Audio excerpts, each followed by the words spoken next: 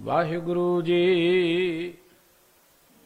सारंग महला पंजवा अष्टपदी कर छेवा।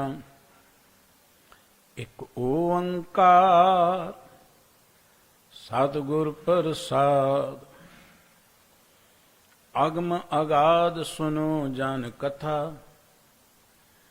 पार ब्रह्म की आचर्य सभा। अगम अगाध सुनो जन कथा। पार ब्रह्म की आचर्य सभा। रहा सदा सदा सतगुरु नमस्कार। गुर कृपा ते गुण गाए अपार। मन भीतर होवै प्रगास। ज्ञान अंजन अज्ञान विनाश। मित नाही जाका बिसथार। शोभा ताकी अपर अपार। अनक रंग जाके गने न जाहे। सोग हरख दूहूं मैं नाहे। अनक ब्रह्मे जाके वेद धुन करहैं। अनक महेश बैस ध्यान धरहैं। अनक पुरख अंसा अवतार। अनक इंद्र उबे दरबार। अनक पवन पावन पावक आर नीर। अनक रतन सागर दद खीर। अनक सूर ससियर निखियात। अनक देवी देवा बहु भांत। अनक वसुधा अनक काम धेन। अनक पार जात अनक मुख बेन। अनक आकाश अनक पाताल। अनक मुखी जपियै गोपाल। अनक शास्त्र सिमृत पुराण। अनक जुगत होवत बखियान। अनक सुरोते सुनहि निधान। सर्व जी पूरन भगवान। अनक धर्म अनक कुमेर। अनक वर्ण अनक कनक सुमेर। अनक शेख नवतन नाम लेहे। पार ब्रह्म का अंत न तेहे। अनक पुरिया अनक तह खंड। अनक रूप रंग ब्रह्मंड। अनक बना अनक फल मूल। आपे सूक्ष्म आपे अस्थूल। अनक जुगाद दिनस अर रात। अनक परलो अनक उत्पात। अनक जी जाके गृह माहे। रमत राम पूर्ण सर्बठाए। अनक माया जाकी लखी ना जाए। अनक कला खेलै हर राय। अनक धुनत ललत संगीत। अनक गोत प्रगटे तह चीत। सब ते ऊच भगत जाकै संग। आठ पहर गुण गावै रंग। अनक अनाहद आनंद चुनकार। वह रस का कछ अंत न पार। सत पुरख सत अस्थान। ऊच ते ऊच निर्मल निर्वाण। अपना किया जानह आप। आपे घट घट रहो बेआप। कृपा निधान नानक दयाल। जिन जपया नानक ते भय निहाल। कृपा निधान नानक दयाल। जिन जपया नानक ते भय निहाल। वाहिगुरु जी का खालसा वाहिगुरु जी की फतेह। सतगुरु साहिब श्री गुरु ग्रंथ साहिब जी की पावन पवित्र हजूरी का आनंद मान रहे परम सत्कारयोग वड भागी गुरमुख सतसंगी जनों।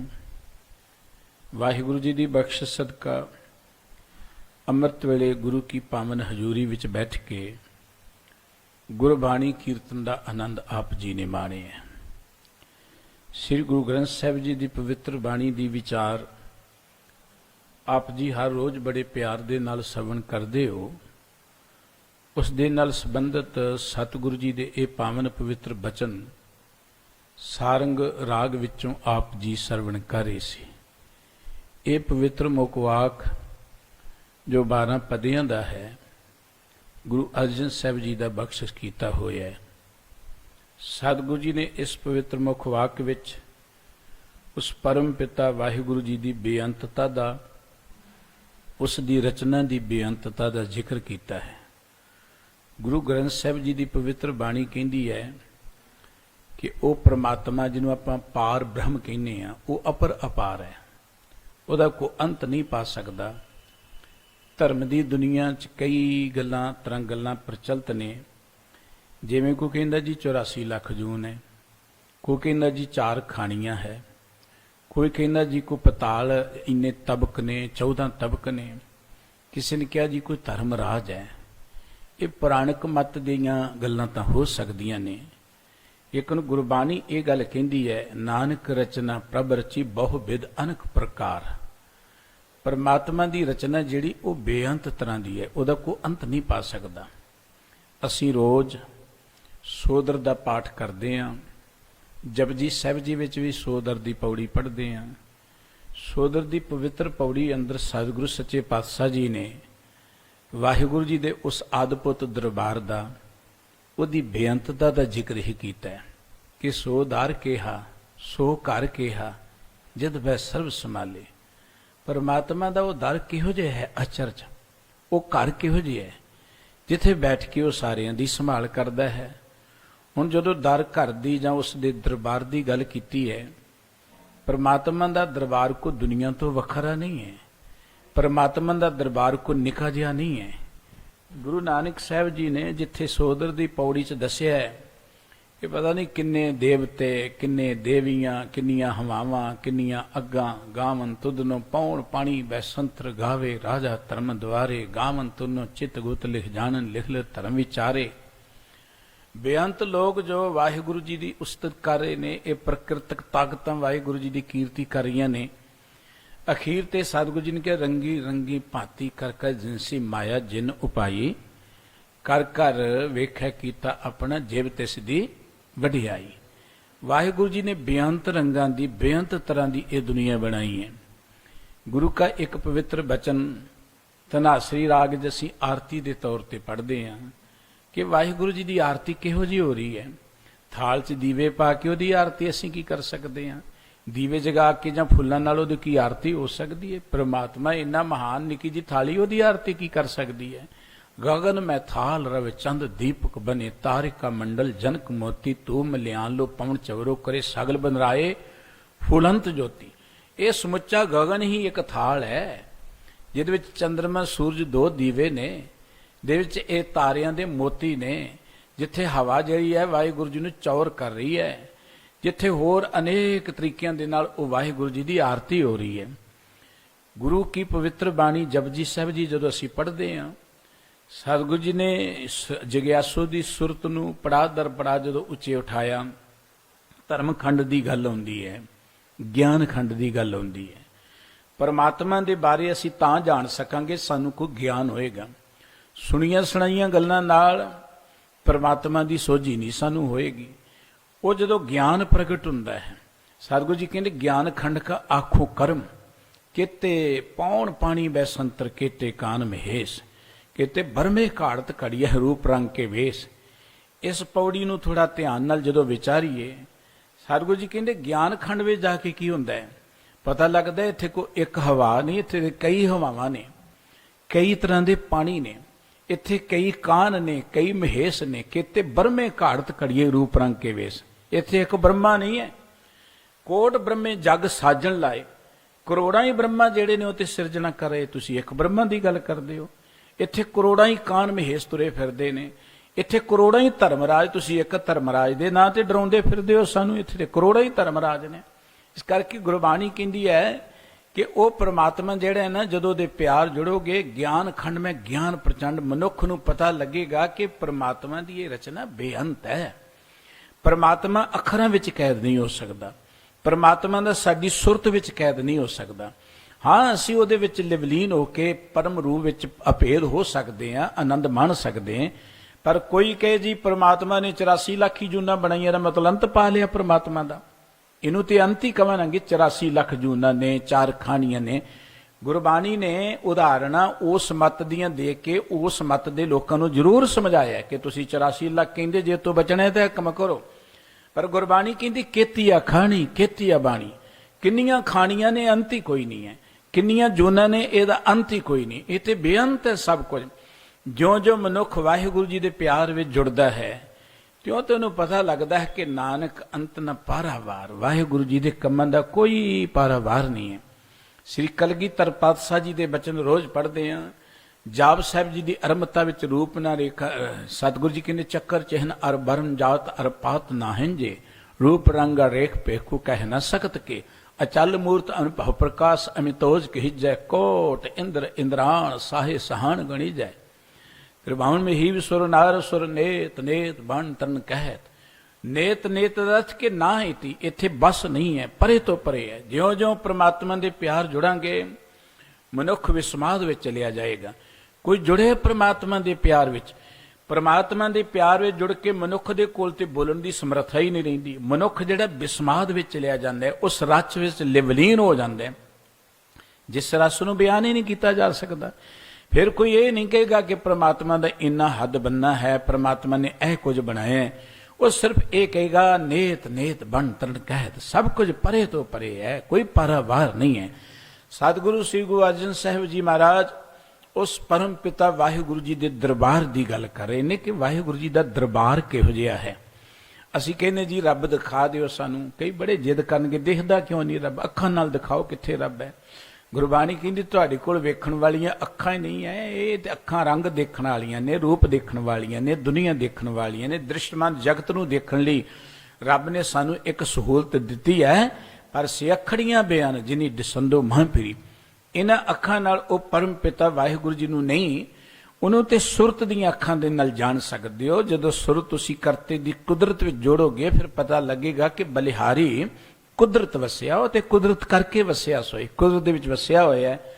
ਸਤਿਗੁਰੂ ਸੱਚੇ ਪਾਤਸ਼ਾਹ ਜੀ ਵਾਹਿਗੁਰੂ ਜੀ ਦੇ ਉਸ ਅਪਾਰ ਦਰਬਾਰ ਦੀ ਗੱਲ ਕਰਦੇ ਹਾਂ, ਜੋ ਬਚਨ ਕਹਿ ਰਹੇ ਨੇ। ਆਓ ਆਪਾਂ ਮਿਲ ਕੇ ਅਸੀਂ ਵੀ ਵਾਹਿਗੁਰੂ ਜੀ ਦੇ ਦਰਬਾਰ ਦੇ ਦਰਸ਼ਨ ਦੀਦਾਰ ਕਰੀਏ। ਮਨ ਬਿਰਤੀਆਂ ਗੁਰੂ ਕੀ ਪਵਿੱਤਰ ਬਾਣੀ ਨਾਲ ਜੋੜਨ ਹਿਤ ਇਕਾਗਰ ਚਿਤ ਮੁਖ ਤੋਂ ਹੋ ਕੇ ਸਾਰੇ ਮੁਖ ਤੋਂ ਉਚਾਰਨ ਕਰੀਏ ਜੀ। ਸਤਨਾਮ ਸ੍ਰੀ ਵਾਹਿਗੁਰੂ ਸਾਹਿਬ ਜੀ। ਸਾਰੰਗ ਮਹਿਲਾ ਪੰਜਵਾਂ ਅਸ਼ਟਪਦੀ ਘਰ ਛੇਵਾਂ। ਇੱਕ ਓੰਕਾਰ ਸਤਿਗੁਰ ਪ੍ਰਸਾਦ। ਧੰਨ ਗੁਰੂ ਅਰਜਨ ਸਾਹਿਬ ਜੀ ਦੇ ਇਹ ਪਾਵਨ ਬਚਨ ਗੁਰੂ ਗ੍ਰੰਥ ਸਾਹਿਬ ਜੀ ਦੇ ਪਾਵਨ ਅੰਕ 1235 ਤੇ ਸਾਰੰਗ ਰਾਗ ਵਿੱਚ ਅੰਕਿਤ ਨੇ। ਗੁਰਦੇਵ ਨੇ ਅਸ਼ਟਪਦੀਆਂ ਦੇ ਸਿਰਲੇਖ ਹੇਠ ਇਹ ਮੁੱਖ ਵਾਕ ਉਚਾਰਨ ਕੀਤਾ ਹੈ। ਆਰੰਭ ਚ ਕਹਿ ਰਹੇ ਇੱਕ ਓੰਕਾਰ ਸਤਿਗੁਰ ਪ੍ਰਸਾਦ। ਛੇਵੇਂ ਘਰ ਚ ਇਹ ਗਾਉਣ ਦੀ ਹਦਾਇਤ ਹੈ। ਸਾਹਿਬ ਕਹਿੰਦੇ ਉਹ ਪਰਮ ਪਿਤਾ ਪਰਮਾਤਮਾ ਜੋ ਕੇਵਲ ਇੱਕ ਹੈ, ਸਰਵ ਵਿਆਪਕ ਹੈ, ਗੁਰੂ ਦੀ ਕਿਰਪਾ ਸਦਕਾ ਪ੍ਰਾਪਤ ਹੁੰਦਾ ਹੈ। ਅਗਮ ਆਗਾਦ ਸੁਨੋ ਜਨ ਕਥਾ, ਪਾਰ ਬ੍ਰਹਮ ਕੀ ਆਚਰਜ ਸਭਾ। ਸਤਿਗੁਰੂ ਜੀ ਕਹਿੰਦੇ ਭਾਈ ਉਹ ਪ੍ਰਮਾਤਮਾ ਜਿਹੜਾ ਅਗਮ ਦਾ ਅਰਥ ਹੁੰਦਾ ਹੈ ਕਿ ਸਾਡੀ ਗਮਤਾ ਤੋਂ ਪਰੇ। ਗਮ ਦਾ ਅਰਥ ਹੁੰਦਾ ਪਹੁੰਚਣਾ। ਅਸੀਂ ਕਹਿੰਦੇ ਤੁਰ ਕੇ ਉਹਦੇ ਤੱਕ ਪਹੁੰਚ ਜਾਵਾਂਗੇ ਜਾਂ ਹੋਰ ਕਿਸੇ ਤਰੀਕੇ ਨਾਲ। ਪਰਮਾਤਮਾ ਸਾਡੀ ਗਮਤਾ ਤੋਂ ਪਰੇ ਹੈ, ਅਸੀਂ ਉਹਦੇ ਤੱਕ ਪਹੁੰਚ ਨਹੀਂ ਸਕਦੇ। ਆਪਣੀ ਸੁਰਤ 'ਚ ਉਹਨੂੰ ਕੈਦ ਨਹੀਂ ਕਰ ਸਕਦੇ, ਹੱਥਾਂ ਨਾਲ ਉਹਨੂੰ ਫੜ ਨਹੀਂ ਸਕਦੇ, ਹੋਰ ਕਿਸੇ ਤਰੀਕੇ ਨਾਲ ਆਪਣੇ ਯਤਨ ਨਾਲ ਨਹੀਂ ਪਹੁੰਚ ਸਕਦੇ। ਅਗਾਧ ਅਰਥ ਜਿਹੜਾ ਬੜਾ ਅਤ ਡੂੰਘਾ ਹੁੰਦਾ ਹੈ। ਪਰਮਾਤਮਾ ਅਗਮ ਵੀ ਹੈ, ਅਗਾਧ ਵੀ ਹੈ। ਸਤਿਗੁਰੂ ਜੀ ਕਹਿੰਦੇ ਭਈ ਸੁਣੋ ਉਸ ਪਰਮਾਤਮਾ ਦੀ ਕਥਾ, ਉਸ ਪਰਮਾਤਮਾ ਦੀ ਸਿਫਤ ਸਲਾਹ। ਪਾਰ ਬ੍ਰਹਮ ਕੀ ਆਚਰਜ ਸਭਾ। ਉਹ ਪਾਰ ਬ੍ਰਹਮ, ਉਹ ਬ੍ਰਹਮ ਜਿਹਦਾ ਕੋਈ ਪਾਰਾਵਾਰ ਨਹੀਂ ਹੈ। ਪਰਮਾਤਮਾ ਨੂੰ ਪਾਰ ਬ੍ਰਹਮ ਕਿਹਾ, ਪਰਮੇਸ਼ਰ ਕਿਹਾ, ਅਪਰੰਪਰ ਕਿਹਾ, ਇਸ ਲਈ ਕਿ ਉਹਦਾ ਕੋਈ ਪਾਰਾਵਾਰ ਹੀ ਨਹੀਂ ਹੈ। ਜਦੋਂ ਅਸੀਂ ਇਹ ਗੱਲਾਂ ਕਹਿੰਦੇ ਕਿ 84 ਲੱਖ ਜੂਨਾਂ ਦੇ ਮਤਲਬ ਕੋਈ ਪਾਰਾਵਾਰ ਪਾ ਲਿਆ, ਜਦੋਂ ਅਸੀਂ ਕਹਿੰਦੇ ਕਿ ਇੰਨੀਆਂ ਹੀ ਖਾਣੀਆਂ ਨੇ, ਉਦੋਂ ਇਹਦਾ ਮਤਲਬ ਪਾਰਾਵਾਰ ਪਾ ਲਿਆ। ਗੁਰਬਾਣੀ ਕਹਿੰਦੀ ਨਹੀਂ, ਉਹ ਪਾਰ ਬ੍ਰਹਮ, ਉਹਦਾ ਕੋਈ ਬ੍ਰਹਮ ਦਾ ਪਾਰਾਵਾਰ ਨਹੀਂ ਹੈ। ਅਚਰਜ ਸਭਾ, ਉਹ ਜਿਹੜਾ ਆਸ਼ਚਰਜ ਦਰਬਾਰ ਹੈ, ਐਨ ਬੜਾ ਹੈਰਾਨ ਕੁਨ ਅਦਭੁਤ ਜਿਹਾ ਦਰਬਾਰ ਹੈ ਪ੍ਰਮਾਤਮਾ ਦਾ। ਸਤਿਗੁਰੂ ਜੀ ਕਹਿੰਦੇ ਆਓ ਉਹਦੇ ਆਪਾਂ ਦੀਦਾਰ ਕਰਦੇ ਹਾਂ, ਉਹਦੀ ਸਭਾ ਕਿਹੋ ਜਿਹੀ ਹੈ। ਪਰ ਸਤਿਗੁਰੂ ਜੀ ਨੇ ਆਰੰਭ 'ਚ ਇੱਕ ਗੱਲ ਕਹੀ, ਉਸ ਪ੍ਰਮਾਤਮਾ ਦੇ ਦਰਬਾਰ ਦੀ ਗੱਲ ਕਰਦੇ ਹਾਂ। ਇਹ ਤੇ ਰਹਾਉ ਵਾਲੀਆਂ ਪੰਕਤੀਆਂ 'ਚ ਨੇ ਕਿ ਪ੍ਰਮਾਤਮਾ ਦੀ ਜੋ ਸਭਾ ਹੈ, ਪ੍ਰਮਾਤਮਾ ਦਾ ਜੋ ਦਰਬਾਰ ਹੈ, ਆਓ ਤੁਹਾਨੂੰ ਉਹਦੀ ਕਥਾ ਸੁਣਾਈਏ ਕਿਹੋ ਜਿਹਾ ਹੈ। ਪਰ ਜੇ ਉਹਦੀ ਕਥਾ ਨੂੰ ਜਾਣਨਾ ਹੈ, ਉਹਦੇ ਲਈ ਸਤਿਗੁਰੂ ਜੀ ਨੇ ਇੱਕ ਸਾਨੂੰ ਹਦਾਇਤ ਕੀਤੀ ਹੈ ਕਿ ਉਹਦੀ ਕਥਾ ਨੂੰ ਸਮਝਣ ਤੋਂ ਪਹਿਲਾਂ, ਉਹਦੀ ਕਥਾ ਨੂੰ ਜਾਣਨ ਤੋਂ ਪਹਿਲਾਂ, ਉਹਦੇ ਦਰਬਾਰ ਦੇ ਦੀਦਾਰ ਕਰਨ ਤੋਂ ਪਹਿਲਾਂ ਤੁਹਾਨੂੰ ਕੀ ਕਰਨਾ ਪੈਣਾ ਹੈ। ਸਾਹਿਬ ਜੀ ਕਹਿੰਦੇ ਕਿ ਸਦਾ ਸਦਾ ਸਤਿਗੁਰੂ ਨਮਸਕਾਰ। ਜੇ ਉਹਦੇ ਦਰਬਾਰ ਦੇ ਦੀਦਾਰ ਕਰਨੇ ਨੇ, ਸਦਾ ਗੁਰੂ ਨੂੰ ਨਮਸਕਾਰ ਕਰਿਆ ਕਰੋ, ਗੁਰੂ ਦੇ ਚਰਨਾਂ 'ਚ ਝੁਕਿਆ ਕਰੋ, ਗੁਰੂ ਦੀ ਸਿਫਤ ਸਲਾਹ ਕਰਿਆ ਕਰੋ। ਗੁਰ ਕਿਰਪਾ ਤੇ ਗੁਣ ਗਾਏ ਅਪਾਰ। ਜੇ ਤੁਸੀਂ ਗੁਰੂ ਦੀ ਕਿਰਪਾ ਦੇ ਪਾਤਰ ਬਣ ਗਏ, ਗੁਰੂ ਦੀ ਕਿਰਪਾ ਤੁਸੀਂ ਉਸ ਅਪਾਰ ਵਾਹਿਗੁਰੂ ਜੀ ਦੇ ਗੁਣ ਗਾਓਗੇ। ਗੁਰੂ ਨਾਨਕ ਦੇ ਘਰ ਵਿੱਚ ਕੇਵਲ ਇੱਕੋ ਇੱਕ ਗੱਲ ਹੈ ਕਿ ਪ੍ਰਮਾਤਮਾ ਦੇ ਗੁਣ ਗਾਇਆ ਕਰੋ। ਕਿਤੇ ਸਾਨੂੰ ਨਹੀਂ ਕਿਹਾ ਕਿ ਤੁਸੀਂ ਘਰ ਛੱਡ ਕੇ ਲਾਂਭੇ ਬੈਠੋ, ਕਿਤੇ ਨਹੀਂ ਕਿਹਾ ਕਿ ਭੁੱਖੇ ਰਹੋ ਰੱਬ ਮਿਲੇਗਾ, ਕਿਤੇ ਨਹੀਂ ਕਿਹਾ ਨੰਗੇ ਪੈਰੀ ਚੱਲੋ ਰੱਬ ਮਿਲੇਗਾ, ਕਿਤੇ ਨਹੀਂ ਕਿਹਾ ਅੱਖਾਂ ਮੀਟ ਕੇ ਬੈਠੋ ਰੱਬ ਮਿਲ ਜਾਏਗਾ। ਗੁਰਬਾਣੀ ਕਹਿੰਦੀ ਉਹਦੇ ਗੁਣ ਗਾਓ, ਜਿੱਦਾਂ ਵੀ ਗਾਓ ਉਹਦੇ ਗੁਣ ਗਾਓ। ਉੱਠਦਿਆਂ ਬੈਠਦਿਆਂ ਸੁੱਤਿਆਂ ਜਾਗਦਿਆਂ ਉਹਦੀਆਂ ਦਿੱਤੀਆਂ ਨੂੰ ਦਾਤਾਂ ਨੂੰ ਦੇਖ ਕੇ ਉਹਦੇ ਗੁਣ ਗਾਓ। ਸਾਹਿਬ ਕਹਿੰਦੇ ਜੇ ਗੁਰੂ ਦੀ ਕਿਰਪਾ ਸਦਕਾ ਉਹਦੇ ਗੁਣ ਗਾਓਗੇ, ਗੁਰੂ ਕੀ ਪਵਿੱਤਰ ਬਾਣੀ ਕਹਿੰਦੀ ਜੇ ਗੁਣ ਨਹੀਂ ਨਾ ਗਾਓਗੇ, ਜਨਮ ਅਕਾਰਥ ਕੀਨ, ਤੁਹਾਡੀ ਜ਼ਿੰਦਗੀ ਬਿਰਥਾ ਚਲੀ ਜਾਏਗੀ ਜੇ ਰੱਬ ਦੇ ਗੁਣ ਨਹੀਂ ਗਾਓਗੇ। ਗੁਰੂ ਤੇਗ ਬਹਾਦਰ ਸਾਹਿਬ ਜੀ ਮਹਾਰਾਜ ਨੇ ਕਿੰਨੇ ਪਿਆਰ ਦੇ ਨਾਲ ਕਿਹਾ, ਸਾਧੋ ਗੋਬਿੰਦ ਕੇ ਗੁਣ ਗਾਵੋ, ਮਾਨਸ ਜਨਮ ਅਮੋਲਕ ਪਾਇਆ, ਬਿਰਥਾ ਕਾਹੇ ਗਵਾਵੋ। ਉਹ ਭਾਈ ਇਹ ਮਨੁੱਖਾ ਜ਼ਿੰਦਗੀ ਬੜੀ ਅਮੋਲਕ ਮਿਲੀ ਹੈ, ਇਹਨੂੰ ਬਿਰਥਾ ਕਿਉਂ ਗਵਾਉਂਦੇ ਹੋ? ਰੱਬ ਦੇ ਗੁਣ ਗਾਓ। ਹੁਣ ਰੱਬ ਦੇ ਗੁਣ ਗਾਉਣ ਲਈ ਕੋਈ ਮਾਲਾ ਲੈਣ ਦੀ ਲੋੜ ਨਹੀਂ ਹੈ, ਰੱਬ ਦੇ ਗੁਣ ਗਾਉਣ ਲਈ ਕੋਈ ਉਚੇਚ ਕਰਨ ਦੀ ਲੋੜ ਨਹੀਂ ਹੈ। ਕਿੰਨਾ ਸੋਹਣਾ ਮਾਰਗ ਸਾਨੂੰ ਸਾਡੇ ਸਤਿਗੁਰੂ ਜੀ ਨੇ ਦਿੱਤਾ ਹੈ, ਅਸੀਂ ਸਮਝ ਨਾ ਸਕੇ। ਉਹ ਘਰ ਵੜਦੇ ਘਰ ਨੂੰ ਦੇਖ ਕੇ ਰੱਬ ਦੇ ਗੁਣ ਗਾ ਲੋ ਕਿ ਰੱਬ ਜੀ ਤੁਹਾਡਾ ਸ਼ੁਕਰ, ਇੰਨਾ ਸੋਹਣਾ ਕਰ ਦਿੱਤਾ। ਕਾਰੋਬਾਰ ਤੇ ਜਾਂਦੇ ਆ ਰੱਬ ਦਾ ਧੰਨਵਾਦ ਕਰੋ, ਪ੍ਰਮਾਤਮਾ ਤੁਸੀਂ ਤੇ ਬੜੀ ਕਿਰਪਾ ਕੀਤੀ, ਲੋਕਾਂ ਨਾਲੋਂ ਕਿੰਨੇ ਚੰਗੇ ਸੋਹਣੇ ਕਾਰੋਬਾਰ ਸਾਨੂੰ ਦਿੱਤੇ ਨੇ। ਇਹੀ ਤੇ ਗੁਣ ਗਾਉਣਾ ਹੈ। ਗੁਰੂ ਕੀ ਬਾਣੀ ਕਹਿੰਦੀ ਹੈ, ਗਾਵੇ ਕੋ ਦਾਤ ਜਾਣੇ ਨਿਸ਼ਾਨ। ਰੱਬ ਦੀਆਂ ਦਿੱਤੀਆਂ ਦਾਤਾਂ ਨੂੰ ਉਹਦੀ ਨਿਸ਼ਾਨੀ ਜਾਣ ਕੇ, ਇਹ ਜੋ ਕੁਝ ਸਾਡੇ ਕੋਲ ਹੈ ਨਾ, ਇਹ ਰੱਬ ਦੀਆਂ ਨਿਸ਼ਾਨੀਆਂ ਨੇ, ਸਾਡਾ ਕੁਝ ਨਹੀਂ ਹੈ। ਇਹੀ ਤਾਂ ਅਗਿਆਨਤਾ ਹੈ। ਬੰਦਾ ਕਹਿੰਦਾ ਘਰ ਮੇਰਾ ਹੈ, ਕਾਰੋਬਾਰ ਮੇਰਾ ਹੈ, ਪਰਿਵਾਰ ਮੇਰਾ ਹੈ, ਸਭ ਕੁਝ ਮੇਰਾ ਹੈ। ਗੁਰਬਾਣੀ ਕਹਿੰਦੀ ਇਹ 'ਚ ਸਾਡਾ ਕੁਝ ਨਹੀਂ, ਤੇ ਰੱਬ ਦੀਆਂ ਦਾਤਾਂ ਨੇ, ਉਹਦੀਆਂ ਨਿਸ਼ਾਨੀਆਂ ਨੇ। ਜੇ ਤੁਹਾਨੂੰ ਰੱਬ ਨੇ ਵੱਡੀਆਂ ਨਿਸ਼ਾਨੀਆਂ ਦਿੱਤੀਆਂ ਤੇ ਉਹਦੇ ਬਹੁਤੇ ਗੁਣ ਗਾਇਆ ਕਰੋ। ਵੱਡਾ ਘਰ ਦਿੱਤਾ ਹੈ ਤੇ ਵਾਹਿਗੁਰੂ ਜੀ ਦਾ ਬਹੁਤਾ ਧੰਨਵਾਦ ਕਰੋ ਕਿ ਵਾਹਿਗੁਰੂ ਜੀ ਏਡਾ ਵੱਡਾ ਘਰ ਸਾਨੂੰ ਰਹਿਣ ਲਈ ਤੁਸੀਂ ਦਿੱਤਾ ਹੈ, ਇੰਨਾ ਸੋਹਣਾ ਘਰ ਦਿੱਤਾ ਹੈ, ਇੰਨੀਆਂ ਸੁੱਖ ਸਹੂਲਤਾਂ ਦਿੱਤੀਆਂ ਨੇ। ਜਿੰਨਾ ਵੱਡਾ ਕਾਰੋਬਾਰ ਬੰਦਾ ਉਹਨੇ ਰੱਬ ਦੇ ਬਹੁਤੇ ਗੁਣ ਗਾ ਸਕਦਾ। ਪਰ ਹੈਰਾਨੀ ਦੀ ਗੱਲ ਇਹ ਹੈ ਕਿ ਬੰਦਾ ਸੋਚਦਾ ਘਰ ਮੇਰਾ ਤੇ ਰੱਬ ਨੂੰ ਭੁਲਾ ਹੀ ਰਹਿੰਦਾ। ਦੁੱਖ ਇੱਥੋਂ ਸ਼ੁਰੂ ਹੁੰਦਾ ਹੈ। ਰੱਬ ਨੇ ਤੇ ਸਾਨੂੰ ਵੱਡੀਆਂ ਸਹੂਲਤਾਂ ਦਿੱਤੀਆਂ, ਰੱਬ ਨੇ ਤੇ ਸਾਨੂੰ ਵੱਡੀਆਂ ਦਾਤਾਂ ਦਿੱਤੀਆਂ, ਤੇ ਅਸੀਂ ਭੁੱਲ ਬੈਠੇ ਤੇ ਸਾਡਾ ਹੀ ਹੈ ਸਭ ਕੁਝ। ਇੱਥੋਂ ਦੁੱਖਾਂ ਦੀ ਗੱਲ ਸ਼ੁਰੂ ਹੁੰਦੀ ਹੈ। ਸਤਿਗੁਰੂ ਸਾਹਿਬ ਜੀ ਕਹਿੰਦੇ ਨੇ ਕਿ ਗੁਰੂ ਦੇ ਚਰਨਾਂ 'ਚ ਆ ਕੇ, ਗੁਰੂ ਦੇ ਕਿਰਪਾ ਦੇ ਪਾਤਰ ਬਣ ਕੇ, ਗੁਰ ਕਿਰਪਾ ਤੇ ਗੁਣ ਗਾਏ ਅਪਾਰ। ਉਹ ਜਿਹੜਾ ਅਪਾਰ ਅਪਾਰ ਵਾਹਿਗੁਰੂ ਹੈ ਨਾ, ਗੁਰੂ ਦੀ ਮਿਹਰ ਸਦਕਾ ਉਹਦੇ ਗੁਣ ਗਾਇਆ ਕਰੋ, ਉਹਦੀ ਕੀਰਤੀ ਕਰਿਆ ਕਰੋ। ਗੁਰੂ ਸਾਹਿਬ ਜੀ ਨੇ ਕਿਤੇ ਨਹੀਂ ਕਿਹਾ ਮੇਰੇ ਗੁਣ ਗਾਓ, ਗੁਰੂ ਸਾਹਿਬ ਜੀ ਨੇ ਕਿਤੇ ਨਹੀਂ ਕਿਹਾ ਕਿ ਤੁਸੀਂ ਮੇਰੀ ਗੱਲ ਕਰੋ। ਗੁਰੂ ਸਾਹਿਬ ਕਹਿੰਦੇ ਕੇਵਲ ਤਾਂ ਕੇਵਲ ਪ੍ਰਮਾਤਮਾ ਦੇ ਗੁਣ ਗਾਓ। ਬੰਦਨਾ ਹਰ ਬੰਦਨਾ ਗੁਣ ਗਾਵੋ ਗੋਪਾਲ ਰਾਏ। ਉਹ ਪ੍ਰਮਾਤਮਾ ਦੇ ਗੁਣ ਗਾਇਆ ਕਰੋ। ਗੁਰਬਾਣੀ ਕਹਿੰਦੀ ਜੇ ਪ੍ਰਮਾਤਮਾ ਦੇ ਗੁਣ ਗਾਓਗੇ ਫਿਰ ਕੀ ਹੋਏਗਾ? ਅਸੀਂ ਮਨੁੱਖਾਂ ਦੇ ਗੁਣ ਗਾਉਂਦੇ ਹਾਂ, ਜੇ ਪ੍ਰਮਾਤਮਾ ਦੇ ਗੁਣ ਗਾਵਾਂਗੇ ਫਿਰ ਕੀ ਹੋਏਗਾ? ਮਨ ਭੀਤਰ ਹੋਵੇ ਪ੍ਰਗਾਸ, ਤੁਹਾਡੇ ਅੰਦਰ ਚਾਨਣ ਹੋ ਜਾਏਗਾ, ਗਿਆਨ ਹੋ ਜਾਏਗਾ, ਤੁਹਾਡੇ ਅੰਦਰੋਂ ਹਨੇਰਾ ਮਿਟ ਜਾਏਗਾ। ਪ੍ਰਮਾਤਮਾ ਦੇ ਗੁਣ ਗਾਉਂਦੇ ਆ, ਸਾਡੇ ਅੰਦਰੋਂ ਮੈਲ ਮਿਟਦੀ ਹੈ। ਦੇਖੋ ਜੋਤ ਤਾਂ ਪਹਿਲਾਂ ਹੀ ਹੈ, ਸਭ ਮੈਂ ਜੋਤ ਜੋਤ ਹੈ ਸੋਏ, ਰੱਬੀ ਜੋਤ ਹਰ ਮਨੁੱਖ ਦੇ ਅੰਦਰ ਹੈ। ਪਰ ਸਾਡਾ ਅੰਦਰ ਜਿਹੜਾ ਨਾ ਮੈਲਾ ਹੋ ਗਿਆ ਅਗਿਆਨਤਾ ਦੇ ਨਾਲ, ਵਿਕਾਰਾਂ ਦੇ ਨਾਲ।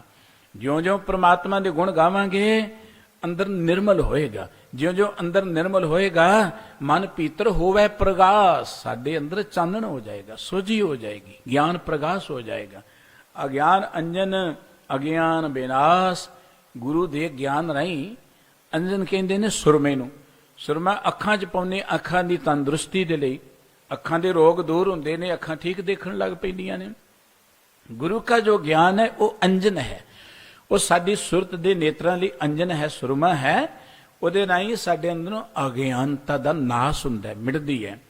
ਤੇ ਸਾਹਿਬ ਜੀ ਕਹਿੰਦੇ ਫਿਰ ਕੀ ਹੁੰਦਾ ਹੈ ਜਦੋਂ ਅਗਿਆਨਤਾ ਮਿਟ ਗਈ, ਚਾਨਣ ਹੋ ਗਿਆ। ਮਿਤ ਨਾਹੀਂ ਜਾਕਾ ਬਿਸਥਾਰ, ਫਿਰ ਪਤਾ ਲੱਗੇਗਾ ਕਿ ਵਾਹਿਗੁਰੂ ਜੀ ਦੀ ਤੇ ਕੋਈ ਗਿਣਤੀ ਮਿਣਤੀ ਨਹੀਂ। ਤੁਸੀਂ 84 ਲੱਖ ਦੀ ਗੱਲ ਕਰਦੇ ਤੇ ਅਪਰਪਾਰੀ ਹੈ ਸਭ ਕੋਈ। ਤੁਸੀਂ 4 ਖਾਣੀਆਂ ਦੀ ਗੱਲ ਕਰਦੇ ਹੋ। ਬੜੀ ਹੈਰਾਨੀ ਦੀ ਗੱਲ ਕਿ ਗੁਰੂ ਗ੍ਰੰਥ ਸਾਹਿਬ ਜੀ ਨੂੰ ਨਮਸਕਾਰ ਕਰਨ ਵਾਲਾ ਪ੍ਰਾਣੀ ਵੀ ਇੰਨਾ ਹੀ ਮਿੱਥਾਂ ਦੇ ਉੱਪਰ ਹੀ ਅਟਕਿਆ ਬੈਠਾ ਹੈ। ਕਈ ਬੜੀ ਜਿੱਦ ਕਰਨਗੇ ਜੀ ਗੁਰੂ ਗ੍ਰੰਥ ਸਾਹਿਬ 'ਚ ਲਿਖਿਆ 84 ਲੱਖ ਜੋਨਾ, ਗੁਰੂ ਗ੍ਰੰਥ ਸਾਹਿਬ 'ਚ ਲਿਖਿਆ 4 ਖਾਣੀਆਂ, ਤੁਸੀਂ ਕੌਣ ਹੁੰਦੇ ਕਹਿਣ ਵਾਲੇ? ਉਹ ਗੁਰੂ ਗ੍ਰੰਥ ਸਾਹਿਬ ਜੀ ਦੀ ਪਵਿੱਤਰ ਬਾਣੀ ਤੇ ਪੜ੍ਹ ਕੇ ਦੇਖੋ ਤੇ ਕਹਿੰਦੇ ਮਿਤ ਨਾਹੀਂ ਜਾਕਾ ਬਿਸਥਾਰ। ਪਰਮਾਤਮਾ ਦੀ ਕਿਸੇ ਵੀ ਗਿਣਤੀ ਕੰਮ ਦੀ ਕੋਈ ਗਿਣਤੀ ਮਿਣਤੀ ਨਹੀਂ ਹੈ। ਉਹਦੇ ਇਸ ਵਿਸਥਾਰ ਦਾ ਪਸਾਰੇ ਦਾ ਕੋਈ ਪਾਰਾਵਾਰ ਨਹੀਂ ਹੈ। ਸੋਭਾ ਤਾਂ ਕੀ ਅਪਰ ਅਪਾਰ, ਉਸ ਵਾਹਿਗੁਰੂ ਜੀ ਦੀ ਸੋਭਾ ਜਿਹੜੀ ਹੈ ਨਾ ਅਪਰ ਅਪਾਰ ਹੈ। ਇਹ ਨਹੀਂ ਕਿ ਮੈਂ 2 ਦਿਨ ਵਾਹਿਗੁਰੂ ਵਾਹਿਗੁਰੂ ਕਰ ਲਿਆ ਤੇ ਰੱਬ ਦੀ ਸੋਭਾ ਕਰ ਲਈ ਹੈ। ਅਸੀਂ ਉਹਦੀ ਸੋਭਾ ਕੀ ਕਰ ਸਕਦੇ ਹਾਂ? ਗੁਰਬਾਣੀ ਕਹਿੰਦੀ ਹੈ ਗਿਆਨੀ ਧਿਆਨੀ ਗੁਰ ਗੁਰ ਹਾਈ, ਸਭ ਕੀਮਤ ਮਿਲ ਕੀਮਤ ਪਾਈ, ਕਹਿਣ ਨਾ ਜਾਈ ਤੇਰੀ ਤਿਲ ਵਡਿਆਈ। ਅਸੀਂ ਤੇ ਰੱਬ ਦੀ ਤਿਲ ਜਿੰਨੀ ਵਡਿਆਈ ਬਿਆਨ ਨਹੀਂ ਕਰ ਸਕਦੇ, ਤਿਲ ਜਿੰਨੀ। ਅਸੀਂ ਤਿਨਕਾ ਮਾਤਰ ਵੀ ਉਹਦੀ ਮਹਿਮਾ ਨਹੀਂ ਬਿਆਨ ਕਰ ਸਕਦੇ। ਕੋ ਸ਼ੇਖ ਨਾਗ ਵਰਗੇ ਜਿਹੜੇ ਹਜ਼ਾਰਾਂ ਮੂੰਹਾਂ ਦੇ ਨਾਲ ਨਿਤ ਨਵੇਂ ਨਾਂ ਰੱਖਦੇ ਨੇ, ਅਜੇ ਤੱਕ ਤੇ ਉਹ ਨਹੀਂ ਰੱਬ ਦੀ ਉਸਤਤ ਕਰ ਸਕੇ ਤੇ ਅਸੀਂ ਕੀ ਕਰ ਸਕਦੇ ਹਾਂ? ਇਸ ਕਰਕੇ ਸਾਹਿਬ ਜੀ ਕਹਿੰਦੇ ਉਹਦੀ ਸੋਭਾ ਅਪਰ ਅਪਾਰ ਹੈ, ਅਨਕ ਰੰਗ ਜਾ ਕੇ ਗਣੇ ਨਾ ਜਾਏ। ਅਸੀਂ ਉਹਦੀ ਸੋਭਾ ਇਸ ਲਈ ਨਹੀਂ ਕਰਨੀ ਕਿ ਅਸੀਂ ਉਹਦੀ ਸੋਭਾ ਕਰ ਹੀ ਦੇਵਾਂਗੇ ਪੂਰੀ। ਅਸੀਂ ਤੇ ਸੋਭਾ ਕਰਨੀ ਆਨੰਦ ਮਾਣਨ ਦੇ ਲਈ। ਅਸੀਂ ਤੇ ਕੀਰਤੀ, ਸਿਆਣੇ ਕਹਿੰਦੇ ਨੇ ਕਿ ਅੰਬ ਖਾਣੇ ਨੇ ਕਿ ਸਵਾਦ ਲੈਣਾ, ਆਪਾਂ ਗਿਣਨੇ ਨੇ ਕਿ ਸਵਾਦ ਲੈਣਾ। ਉਹ ਕਿੰਨਾ ਮਹਾਨ ਹੈ ਉਹਦਾ ਤੇ ਕੋਈ ਪਾਰਾਵਾਰ ਨਹੀਂ ਹੈ। ਪਰ ਜਿਉਂ-ਜਿਉਂ ਅਸੀਂ ਉਹਦੀ ਸਿਫਤ ਸਲਾਹ ਕਰਾਂਗੇ ਸਾਡੀ ਜ਼ਿੰਦਗੀ ਆਨੰਦ ਭਰਪੂਰ ਹੋ ਜਾਏਗੀ, ਉਹਦੇ ਵਿੱਚ ਲਿਵਲੀਨ ਹੋ ਜਾਵਾਂਗੇ। ਸਾਹਿਬ ਜੀ ਕਹਿੰਦੇ ਅਨਕ ਰੰਗ ਜਾ ਕੇ ਗਨੇ ਨਾ ਜਾਏ, ਉਹ ਰੱਬ ਦੇ ਬੇਅੰਤ ਰੰਗ ਨੇ। ਆਖੋ 5-7 ਰੰਗ ਹੀ ਨਹੀਂ ਹੈ, ਖੱਟਾ ਪੀਲਾ ਕਾਲਾ ਨੀਲਾ, ਇਹੀ ਰੰਗ ਹੀ ਨਹੀਂ ਹੈ। ਰੱਬ ਦੇ ਬੇਅੰਤ ਰੰਗ ਨੇ ਜਿਹੜੇ ਗਿਣੇ ਨਹੀਂ ਜਾ ਸਕਦੇ। ਸੋਗ ਹਰਖ ਦੂਹੂ ਮੈਂ ਨਾ ਹੈ, ਨਾ ਉਹਦੇ ਤੇ ਹਰਖ ਦਾ ਅਸਰ, ਨਾ ਉਹਦੇ ਤੇ ਸੋਗ ਦਾ, ਨਾ ਉਹਦੇ ਤੇ ਖੁਸ਼ੀ ਦਾ ਅਰਥ, ਨਾ ਉਹਤੇ ਗਮੀ ਦਾ ਅਰਥ। ਜਦੋਂ ਕੋਈ ਪ੍ਰਮਾਤਮਾ ਦੇ ਗੁਣ ਗਾਉਂਦਾ ਹੈ ਉਹ ਵੀ ਸੋਗ ਹਰਖ ਤੋਂ ਮੁਕਤ ਹੋ ਜਾਂਦਾ ਹੈ। ਕੋਈ ਦੁੱਖ ਉਹਨੂੰ ਦੁਖਾ ਨਹੀਂ ਸਕਦਾ, ਕੋਈ ਖੁਸ਼ੀ ਉਹਨੂੰ ਡੁਲਾ ਨਹੀਂ ਸਕਦੀ, ਉਹ ਵੀ ਆਨੰਦ ਵਿੱਚ ਲਿਵਲੀਨ ਰਹਿੰਦਾ। ਅਨੇਕ ਬ੍ਰਹਮੇ ਜਾ ਕੇ ਵੇਦ ਧੁਨ ਕਰੈ, ਸਾਹਿਬ ਜੀ ਕਹਿੰਦੇ ਤੁਸੀਂ ਇੱਕ ਬ੍ਰਹਮਾ ਦੀ ਗੱਲ ਕਰਦੇ ਹੋ। ਅਨੇਕ ਦਾ ਅਰਥ ਬੇਅੰਤ, ਬੇਅੰਤ ਬ੍ਰਹਮੇ ਜਿਹੜੇ ਨੇ ਨਿਤ ਵੇਦ ਉਚਾਰ ਰਹੇ ਨੇ, ਉਹਦੀ ਉਸ ਨਿਤ ਵੇਦ ਉਚਾਰ ਰਹੇ ਨੇ। ਵੇਦ ਧੁਨ ਕਰੈ, ਵੇਦਾਂ ਦੀਆਂ ਧੁਨੀਆਂ ਉਚਾਰ ਕਰ ਨੇ ਨਿਤ ਅਨੇਕਾਂ ਬ੍ਰਹਮੇ। ਅਨਕ ਮਹੇਸ਼ ਬੈਸ ਧਿਆਨ ਤਰੈ, ਉਸ ਵਾਹਿਗੁਰੂ ਜੀ ਦੀ ਇਸ ਸ਼ੁਭ ਦਰਬਾਰ ਵਿੱਚ ਸ਼ੋਭਾ ਚ, ਇਹ ਵਾਹਿਗੁਰੂ ਜੀ ਦੇ ਦਰਬਾਰ ਦੀ ਗੱਲ ਕਰ ਰਹੇ ਨੇ ਕਿ ਉਸ ਵਾਹਿਗੁਰੂ ਜੀ ਦੇ ਦਰਬਾਰ ਤੇ ਅਨੇਕਾਂ ਮਹੇਸ਼ ਧਿਆਨ ਧਰ ਕੇ ਬੈਠੇ ਨੇ, ਸਮਾਧੀਆਂ ਲਾ ਕੇ ਬੈਠੇ ਨੇ। ਅਨੇਕ ਪੁਰਖ ਅੰਸਾ ਅਵਤਾਰ, ਅੰਸਾ ਦਾ ਅਰਥ ਹੁੰਦਾ ਜਿਹਨੂੰ ਅੰਸ਼ ਮਾਤਰ ਕਹਿੰਦੇ, ਅੰਸ਼ ਥੋੜਾ ਜਿਹਾ, ਜਿਨ੍ਹਾਂ ਨੂੰ ਥੋੜਾ ਜਿਹਾ ਰੱਬ ਦਾ ਗਿਆਨ ਹੋਇਆ, ਉਹ ਤੇ ਬੇਅੰਤ ਨੇ ਇਹੋ ਜਿਹੇ ਅਵਤਾਰ ਧਰਤੀ ਤੇ ਜਿਹੜੇ ਰੱਬ ਦਾ ਥੋੜਾ ਥੋੜਾ ਗਿਆਨ ਰੱਖਦੇ ਨੇ। ਅਨਕ ਇੰਦਰ ਉਭੇ ਦਰਬਾਰ, ਉਭੇ ਦਾ ਅਰਥ ਹੁੰਦਾ ਖੜੇ ਰਹਿਣਾ ਹੈ, ਦੇਖਦੇ ਨਹੀਂ ਕੋਈ ਪਹਿਰੇਦਾਰ ਚੌਬਦਾਰ, ਕਿਤੇ ਜਾਈਏ ਦਫ਼ਤਰ ਤੇ ਬਾਹਰ ਜਿਹੜਾ ਸੰਤਰੀ ਖੜਾ ਹੁੰਦਾ ਹੈ ਟੈਨਸ਼ਨ ਹੋ ਕੇ ਖੜਾ ਹੁੰਦਾ, ਇਹਨੂੰ ਕਹਿੰਦੇ ਉਭੇ। ਉਹ ਆ ਜਿਹੜੇ ਇੰਦਰ ਦੀ ਗੱਲ ਕਰਦੇ ਹੋ, ਇਹੋ ਜਿਹੇ ਤੇ ਬੇਅੰਤ ਇੰਦਰ ਜਿਹੜੇ ਨੇ ਐ ਖੜੇ ਨੇ ਰੱਬ ਦੇ ਦਰ ਤੇ, ਟੈਨਸ਼ਨ ਖੜੋ ਕੇ ਖੜੇ ਨੇ, ਸਾਵਧਾਨ ਹੋ ਕੇ ਖੜੇ ਨੇ, ਉਹਦੇ ਸਤਕਾਰ ਵਿੱਚ ਖੜੇ ਨੇ, ਉਹ ਤੋਂ ਡਰਦਿਆਂ ਖੜੇ ਨੇ। ਇਹ ਇੰਦਰ ਉਹਦੇ ਡਰ ਵਿੱਚ ਹੈ, ਕੋਈ ਇੰਦਰ ਅੰਦਰ ਕੋ ਦੇਵਤਾ ਨਹੀਂ, ਉਹਦੇ ਡਰ ਵਿੱਚ ਖੜੇ ਨੇ ਸਾਰੇ। ਸਾਹਿਬ ਜੀ ਕਹਿੰਦੇ ਅਨਕ ਪਵਨ ਪਾਵਕ ਅਰਨੀਰ, ਉਹ ਪਰਮਾਤਮਾ ਦੇ ਇਸ ਦਰਬਾਰ ਦੇ ਅਨੇਕਾਂ ਹਵਾਵਾਂ, ਅਨੇਕਾਂ ਹੀ ਅੱਗ, ਕਈ ਤਰ੍ਹਾਂ ਦੀ ਅੱਗ। ਹੁਣ ਦੇਖੋ ਜਿੰਨਾ ਕੁ ਸਾਨੂੰ ਗਿਆਨ ਅਸੀਂ ਸੋਚਦੇ ਇਹੀ ਅੰਤ ਹੈ। ਮਨੁੱਖ ਨੇ ਗਿਣ ਲਿਆ ਜੀ ਇੱਕ ਜਠਰ ਅਗਨੀ ਹੈ, ਇੱਕ ਬੜਵਾ ਨਲ ਹੈ, ਇੱਕ ਡਾਵਾ ਨਲ ਹੈ, ਇਸ ਤਰੀਕੇ ਦੇ ਨਾਲ 2-4 ਤਰ੍ਹਾਂ ਦੀ ਅੱਗ ਗਿਣ ਲਈ ਮਨੁੱਖ ਨੇ। ਪਰ ਸਤਿਗੁਰੂ ਜੀ ਕਹਿੰਦੇ ਅਨੇਕਾਂ ਤਰ੍ਹਾਂ ਦੀ ਅੱਗ, ਅਨੇਕਾਂ ਤਰ੍ਹਾਂ ਦੇ ਪਾਣੀ, ਅਨੇਕ ਤਰ੍ਹਾਂ ਦੀਆਂ ਹਵਾਵਾਂ ਉਹਦੇ ਦਰਬਾਰ ਤੇ ਖੜੀਆਂ ਉਹਦੀ ਸੇਵਾ ਕਰ ਰਹੀਆਂ ਨੇ। ਅਨਕ ਰਤਨ ਸਾਗਰ ਦੱਧ ਖੀਰ, ਅਨੇਕਾਂ ਸਮੁੰਦਰ ਨੇ ਰਤਨਾਂ ਨਾਲ ਭਰੇ ਪਰਮਾਤਮਾ ਦੇ, ਅਨੇਕਾਂ ਸਮੁੰਦਰ ਦੁੱਧ ਦੇ ਨਾਲ ਦਹੀਂ ਦੇ ਨਾਲ ਭਰੇ ਉਹਦੇ ਸਮੁੰਦਰ ਨੇ। ਅਨਕ ਸੂਰ ਸਸਿਰ ਨਖਿਆਤ, उस परमात्मा के दरबार च अनेकां सूरज ने, अनेकां चंद्रमा ने, अनेकां नक्षत्र ने, अनेकां तारे ने, जिहदा कोई पारावार नहीं है। अनेक देवी देवा बहु भांत, अनेकां ही देवियां ने, कोई एक देवी की गल है। कोई कहंदा जी ऐ देवी रब दा रूप है, ऐ देवी रब दा रूप है। परमात्मा कहंदे इह ते पता नहीं किन्नियां को देवियां। गुरु साहिब जी कहंदे किन्नियां को देवियां परमात्मा दे दर ते खड़ियां, नित झाड़ू मारदियां ने, नित सेवा करदियां ने। किन्ने को देवते खड़े ने, अनेक तरीकिਆਂ ਦੇ ਨਾਲ ਉਹ सेवा कर रहे ने। अनक वसुदा अनक काम धेन, वसुदा कहंदे ने धरती नूं। कोई एक धरती नहीं है रब दी बनाई। मनुख तां अजे तक एक धरती दा अंत नहीं पा सकिया। एक धरती ते बहुत वड्डी है, मनुख तां अजे तक अपने शरीर दा अंत नहीं पा सकिया। ਜਿਹੜਾ ਬੰਦਾ ਕਹਿੰਦਾ ਬੜੀ ਤਰੱਕੀ ਕਰ ਲਈ, ਮੈਂ ਤੇ ਚੰਦਰਮਾ ਤੇ ਪਹੁੰਚ ਗਿਆ, ਮੈਂ ਫਲਾਣੀ ਗ੍ਰਹਿ ਤੇ ਪਹੁੰਚ ਗਿਆ, ਉਹ ਬੰਦੇ ਨੂੰ ਅਜੇ ਆਪਣੇ ਸਰੀਰ ਦੀ ਸੋਝੀ ਨਹੀਂ ਹੈ, ਸਰੀਰ ਦਾ ਪਤਾ ਨਹੀਂ ਹੈ, ਸਰੀਰ ਦਾ ਭੇਦ ਨਹੀਂ ਪਾ ਸਕਿਆ ਬੰਦਾ ਅਜੇ ਤੱਕ। ਇਸ ਕਰਕੇ ਜੇ ਸਰੀਰ ਦਾ ਪਤਾ ਨਹੀਂ ਪਾ ਸਕਿਆ ਤੇ ਧਰਤੀ ਦਾ ਪਤਾ ਪਾਉਣਾ। ਇੱਕ ਧਰਤੀ ਦੀ ਗੱਲ ਕੀ ਸਤਿਗੁਰੂ ਜੀ ਕਹਿੰਦੇ ਅਨੇਕਾਂ ਧਰਤੀਆਂ ਨੇ ਪ੍ਰਮਾਤਮਾ ਦੀਆਂ ਬਣਾਈਆਂ ਹੋਈਆਂ, ਅਨੇਕਾਂ ਧਰਤੀਆਂ। ਅਨੇਕ ਕਾਮ ਧੇਨ, जपजी साहिब जी आप बचन पढ़ते हैं, धरती होर परे होर होर। क्योंकि मिथयास वाले ने गल कही धरती नूं किसी बल्द ने चुकिया होया है। अजे भी बहुत सारे लोग इस ज्ञान के युग च भी इन्हां गल्लां ते सिर सुरत टिकाई बैठे ने। जदों जी बल्द अपना सिंग हिलाउंदा ना, उदों भुचाल आ जांदा है। किते क्या है जी शेखनाग ने धरती नूं चुकिया होया। इन्हां गल्लां पिछे की रमज रहस ये तो वो लोग जानते होणगे। लेकिन गुरबाणी ये गल कहती कि एक धरती नूं बल्द ने चक्या तो बल्द कित्थे खड़ा है। जे कहो जी वो धरती ते खड़ा, वो धरती कादे ते खड़ी है। जे कहो जी वो धरती ते खड़ा तो वो धरती कादे ते खड़ी है। इत्थे तो कोई पारावार नहीं है। धरती होर परे होर होर, तिसते भार तले कमन जोर। सतगुरु जी कहंदे अनेकां धरतियां ने परमात्मा दीयां बनाईयां होईयां। अनेक काम धेन, तुसीं कहंदे जी एक काम धेन गौ निकली, देवतियां ने समुंदर ढकिया। सतगुरु जी कहते इत्थे ते बेअंती काम तीन गौआं ने। भाई गुरदास जी ने एक बड़ा सोहना अलंकार वरतिया। दुनिया के लोगों आ गुरु की साध संगत समुंदर है, समुंदर। इस समुंदर विचों पता नहीं किन्नियां काम ते गौआं निकलदियां ने, जिहदियां फिर तुर के परोपकार करदियां लोगां नूं, परमात्मा दे प्यार जोड़दियां ने। उन्हां कोल जो मंगो मिल जांदा है। इहो जिहे बेअंत रब दे प्यारे ने।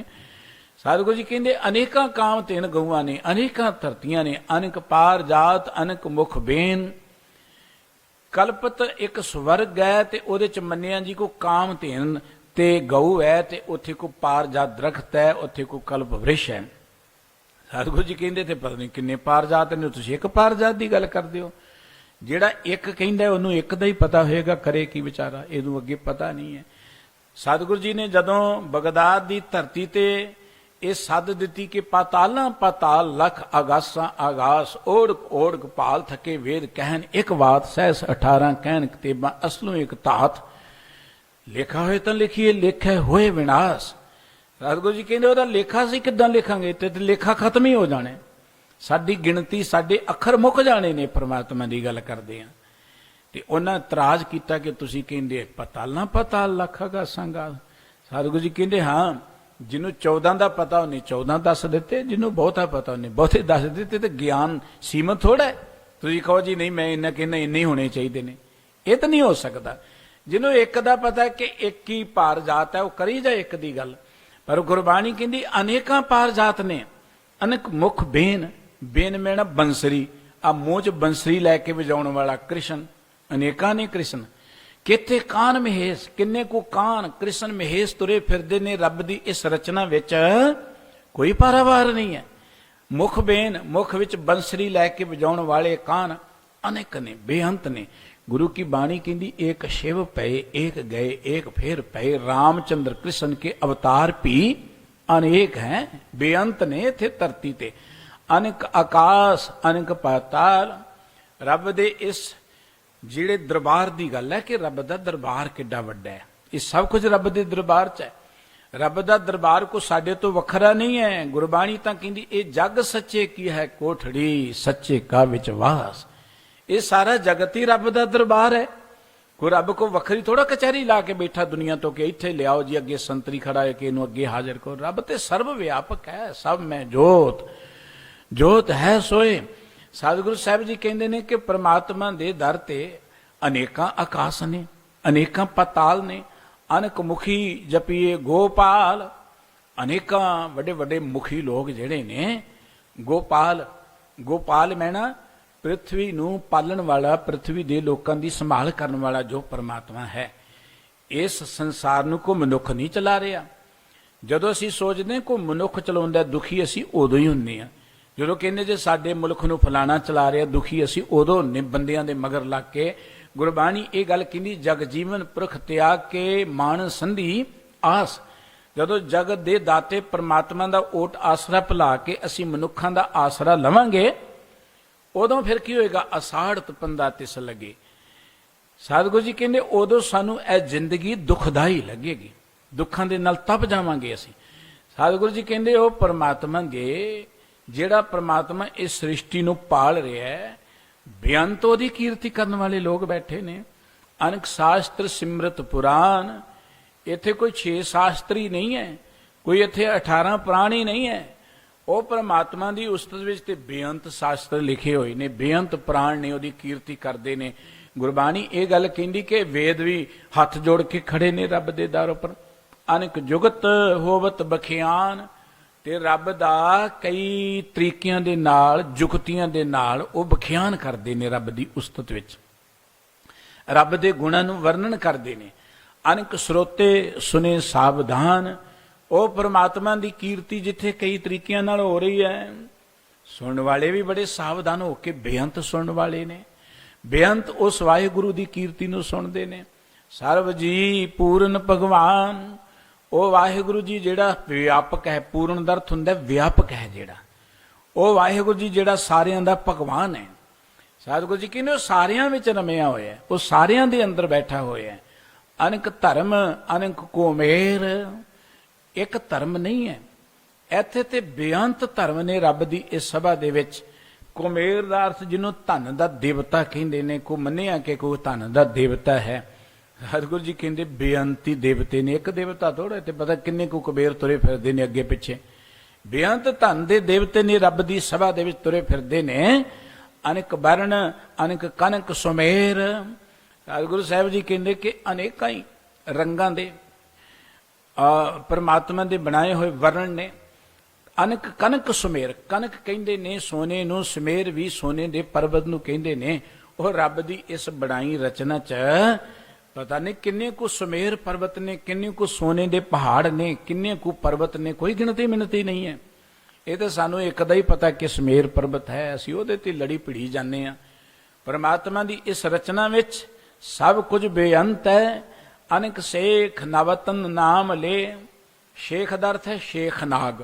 ਮੰਨਿਆ ਕਿ ਕੋਈ ਸ਼ੇਖ ਨਾਗ ਹੈ, ਉਹਦੇ ਹਜ਼ਾਰਾਂ ਮੂੰਹ ਨੇ, ਤੇ ਹਜ਼ਾਰਾਂ ਮੂੰਹਾਂ ਦੇ ਨਾਲ ਉਹ ਰੱਬ ਦੇ ਬੇਅੰਤ ਨਾਮ ਰੋਜ਼ ਲੈਂਦਾ, ਹਜ਼ਾਰਾਂ ਨਾਮ ਨਿਤ ਨਵੇਂ ਰੱਖਦਾ ਹੈ। ਸਤਿਗੁਰੂ ਜੀ ਕਹਿੰਦੇ ਇੱਕ ਸ਼ੇਖ ਦੀ ਗੱਲ ਕਰਦੇ ਹੋ, ਅਨੇਕਾਂ ਸ਼ੇਖ ਨਾਗ ਨੇ ਜਿਹੜੇ ਨਿਤ ਰੱਬ ਦੇ ਨਵੇਂ ਤੋਂ ਨਵੇਂ ਨਾਮ ਲੈਂਦੇ ਨੇ। ਇੱਕ ਨਹੀਂ ਹੈ, ਬੇਅੰਤ ਹੈ ਭਾਈ। ਪਾਰ ਬ੍ਰਹਮ ਕਾ ਅੰਤ ਨ ਤੇਹ। ਭਾਵੇਂ ਬੇਅੰਤ ਰੱਬ ਦੀ ਕੀਰਤੀ ਕਰਨ ਵਾਲੇ ਨੇ, ਬੇਅੰਤ ਰੱਬ ਦੇ ਨਿਤ ਨਵੇਂ ਨਾਂ ਲੈਣ ਵਾਲੇ ਨੇ, ਪਰ ਅੱਜ ਤੱਕ ਕੋਈ ਪਰਮਾਤਮਾ ਦਾ ਅੰਤ ਨਹੀਂ ਪਾ ਸਕਿਆ। ਵਾਹਿਗੁਰੂ ਜੀ ਦਾ ਕੋਈ ਪਾਰਾਵਾਰ ਨਹੀਂ ਹੈ। ਅਨੇਕ ਪੁਰੀਆਂ ਅਨੇਕ ਤਹ ਖੰਡ। ਸਤਿਗੁਰੂ ਧੰਨ ਗੁਰੂ ਅਰਜਨ ਸਾਹਿਬ ਜੀ ਕਹਿੰਦੇ ਭਾਈ ਬੇਅੰਤ ਹੀ ਪੁਰੀਆਂ ਨੇ। ਜਿਵੇਂ ਕੋਈ ਕਹਿੰਦਾ ਇੰਦਰਪੁਰੀ ਹੈ, ਸ਼ਿਵਪੁਰੀ ਹੈ, ਬ੍ਰਹਮਪੁਰੀ ਹੈ, ਫਲਾਣੀ ਪੁਰੀ ਹੈ। ਸਤਿਗੁਰੂ ਜੀ ਕਹਿੰਦੇ ਪਤਾ ਹੀ ਕੋਈ ਨਹੀਂ ਕਿੰਨੀਆਂ ਕੁ ਪੁਰੀਆਂ ਨੇ, ਤੁਸੀਂ 2-4 ਦੀ ਗੱਲ ਕਰਦੇ ਹੋ। ਬੇਅੰਤ ਪੁਰੀਆਂ ਨੇ। ਅਨੇਕ ਤੈ ਖੰਡ। ਖੰਡ ਹੁੰਦਾ ਧਰਤੀ ਦੇ ਟੁਕੜੇ। ਉਹ ਰੱਬ ਦੇ ਦਰਬਾਰ ਵਿੱਚ ਪਤਾ ਨਹੀਂ ਕਿੰਨੇ ਕੁ ਧਰਤੀਆਂ ਦੇ ਟੁਕੜੇ ਨੇ, ਕਿੰਨੀਆਂ ਧਰਤੀਆਂ ਨੇ, ਕੀ ਕੁਝ ਬਣਿਆ ਫਿਰਦਾ ਹੈ। ਅਨੇਕ ਰੂਪ ਰੰਗ ਬ੍ਰਹਮੰਡ। ਬੇਅੰਤ ਰੂਪ ਨੇ, ਸੁੰਦਰ ਸੁੰਦਰ ਸਰੂਪ ਨੇ ਧਰਤੀ ਤੇ ਵਾਹਿਗੁਰੂ ਜੀ ਦੇ ਦਰਬਾਰ ਵਿੱਚ। ਰੰਗ ਬ੍ਰਹਮੰਡ, ਅਨੇਕਾਂ ਰੰਗ ਨੇ, ਅਨੇਕਾਂ ਹੀ ਬ੍ਰਹਮੰਡ ਨੇ, ਇੱਕ ਬ੍ਰਹਮੰਡ ਨਹੀਂ ਹੈ।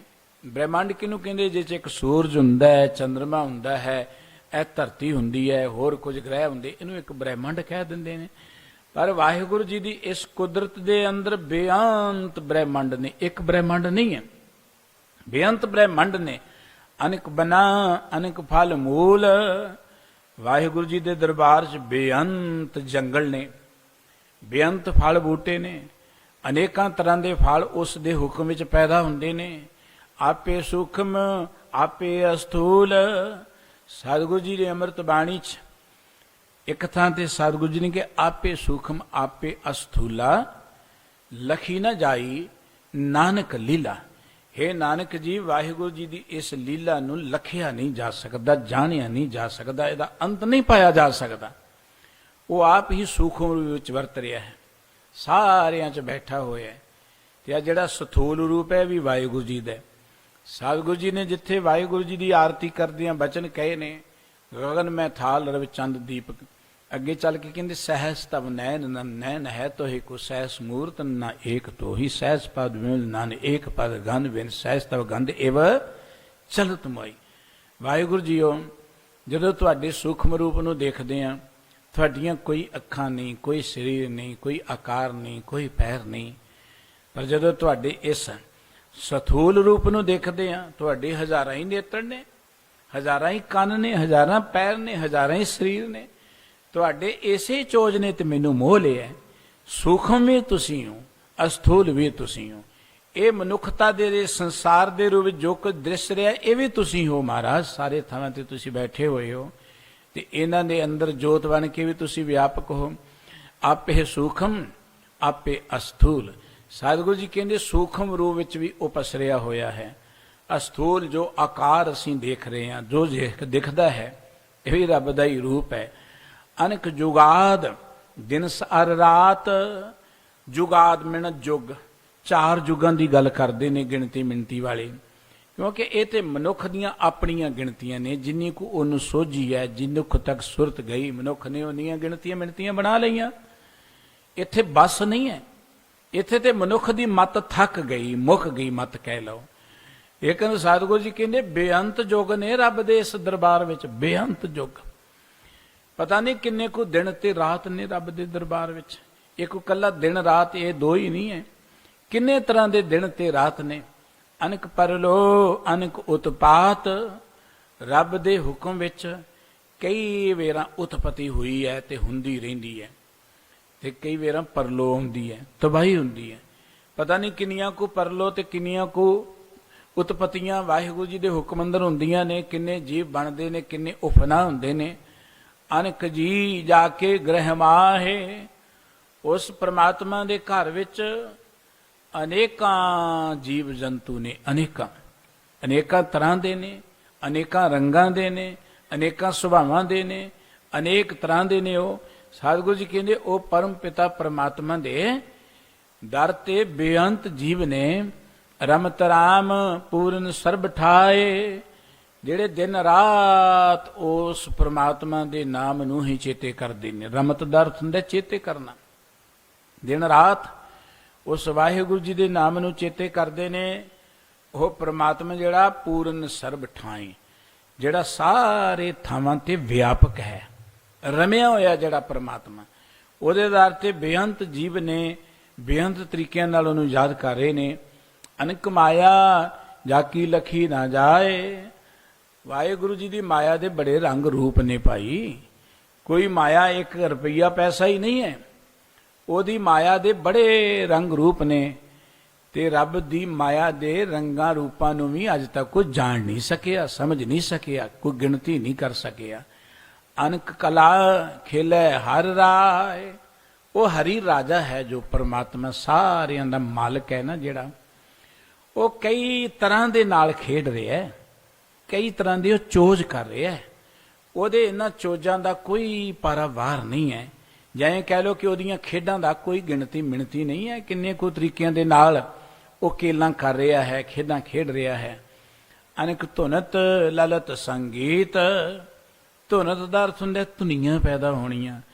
ਅਸੀਂ ਤੇ ਕੁਝ ਕੁ ਆਵਾਜ਼ਾਂ ਹੀ ਗਿਣੀਆਂ ਨੇ, ਕੁਝ ਕੁ ਸੁਰਾਂ ਦਾ ਮਨੁੱਖ ਨੂੰ ਗਿਆਨ ਹੋ ਸਕਿਆ ਕਿ 7 ਸੁਰਾਂ ਨੇ ਜਾਂ ਇੰਨੀਆਂ ਆਵਾਜ਼ਾਂ ਨੇ। ਪਰ ਸਤਿਗੁਰੂ ਜੀ ਕਹਿੰਦੇ ਵਾਹਿਗੁਰੂ ਜੀ ਦੀ ਕੀਰਤੀ ਵਿੱਚ ਬੇਅੰਤ ਧੁਨੀਆਂ ਉੱਠ ਰਹੀਆਂ ਨੇ। ਔਰ ਲਲਿਤ ਸੰਗੀਤ, ਬੇਅੰਤ ਸੋਹਣੇ ਸੋਹਣੇ ਸੰਗੀਤ ਜਿਹੜੇ ਨੇ ਉਹ ਵਾਹਿਗੁਰੂ ਜੀ ਦੀ ਉਸ ਤੋਂ ਝੋ ਰਹੇ ਨੇ, ਜਿਨ੍ਹਾਂ ਦਾ ਪਾਰਾਵਾਰ ਹੀ ਕੋਈ ਨਹੀਂ ਹੈ। ਅਸੀਂ ਧਰਤੀ ਤੇ ਚਲੇ ਜਾਈਏ, ਆਪਣੀ ਧਰਤੀ ਤੇ ਵੱਖ-ਵੱਖ ਦੇਸ਼ਾਂ ਵਿੱਚ, ਵੱਖ-ਵੱਖ ਕਬੀਲਿਆਂ 'ਚ, ਵੱਖ-ਵੱਖ ਸਮਾਜ ਦੇ ਲੋਕਾਂ ਵਿੱਚ, ਵੱਖ-ਵੱਖ ਜਾਤਾਂ ਵਿੱਚ ਜਾਈਏ, ਕਈ ਤਰ੍ਹਾਂ ਦਾ ਸੰਗੀਤ ਦਾ ਇੱਥੇ ਹੀ ਹੈ, ਗਾਉਣ ਵਜਾਉਣ ਦੇ ਢੰਗ ਤਰੀਕੇ ਵੱਖਰੇ ਵੱਖਰੇ ਨੇ, ਹਰ ਕਲਾ ਦੇ, ਹਰ ਸੱਭਿਆਚਾਰ ਦੇ। ਇਸ ਤਰੀਕੇ ਨਾਲ ਹੁਣ ਪਰਮਾਤਮਾ ਦੀ ਗੱਲ ਕਰ ਰਹੇ ਨੇ, ਭਾਈ ਪਰਮਾਤਮਾ ਦੇ ਬਣਾਏ ਹੋਏ ਬੇਅੰਤ ਸੰਗੀਤ ਨੇ, ਬੇਅੰਤੀ ਧੁਨੀਆਂ ਨੇ, ਬੇਅੰਤ ਰਾਗ ਨੇ, ਜਿਹੜੇ ਨਿਤ ਵਾਹਿਗੁਰੂ ਜੀ ਨੂੰ ਚੇਤੇ ਕਰਦੇ ਗਾਉਂਦੇ ਨੇ। ਅਨੇਕ ਗੁਪਤ ਪ੍ਰਗਟੇ ਤਹ ਚੀਤ, ਅਨੇਕਾਂ ਹੀ ਚਿੱਤਰ ਗੁਪਤ ਨੇ। ਆਪਾਂ ਕਹਿੰਦੇ ਨਾ ਕਿ ਦੋ ਚਿੱਤਰ ਗੁਪਤ ਨੇ, ਜਿਹੜਾ ਆਮ ਮਿਥਿਹਾਸਕ ਗੱਲਾਂ ਬਣੀਆਂ ਹੋਈਆਂ ਨੇ, ਜਿਨ੍ਹਾਂ ਤੇ ਅਸੀਂ ਵਿਸ਼ਵਾਸ ਹੀ ਕਰੀ ਜਾਂਦੇ। ਅਸੀਂ ਗੁਰੂ ਕੀ ਬਾਣੀ ਦੇ ਗਿਆਨ ਨੂੰ ਪ੍ਰਾਪਤ ਕਰਨ ਲਈ ਤਿਆਰ ਹੀ ਨਹੀਂ ਹੈ ਜੀ। ਕੋਈ ਸਵਰਗ ਹੈ, ਕੋਈ ਨਰਕ ਹੈ। ਵਾਹਿਗੁਰੂ ਜੀ ਨੇ ਇੰਨੀ ਸੋਹਣੀ ਧਰਤੀ ਬਣਾਈ ਹੈ, ਇਹਦੋਂ ਵਧੀਆ ਕੋਈ ਸਵਰਗ ਹੈਗਾ? ਇਹਦੋਂ ਵਧੀਆ ਕੋਈ ਚੀਜ਼ ਨਹੀਂ ਹੈ। ਐਸ ਸਮੁੱਚੀ ਕਾਇਨਾਤ ਦੇ ਅੰਦਰ ਸਭ ਤੋਂ ਵਧੀਆ ਰੱਬ ਨੇ ਧਰਤੀ ਬਣਾਈ ਹੈ ਮਨੁੱਖ ਦੇ ਰਹਿਣ ਦੇ ਲਈ।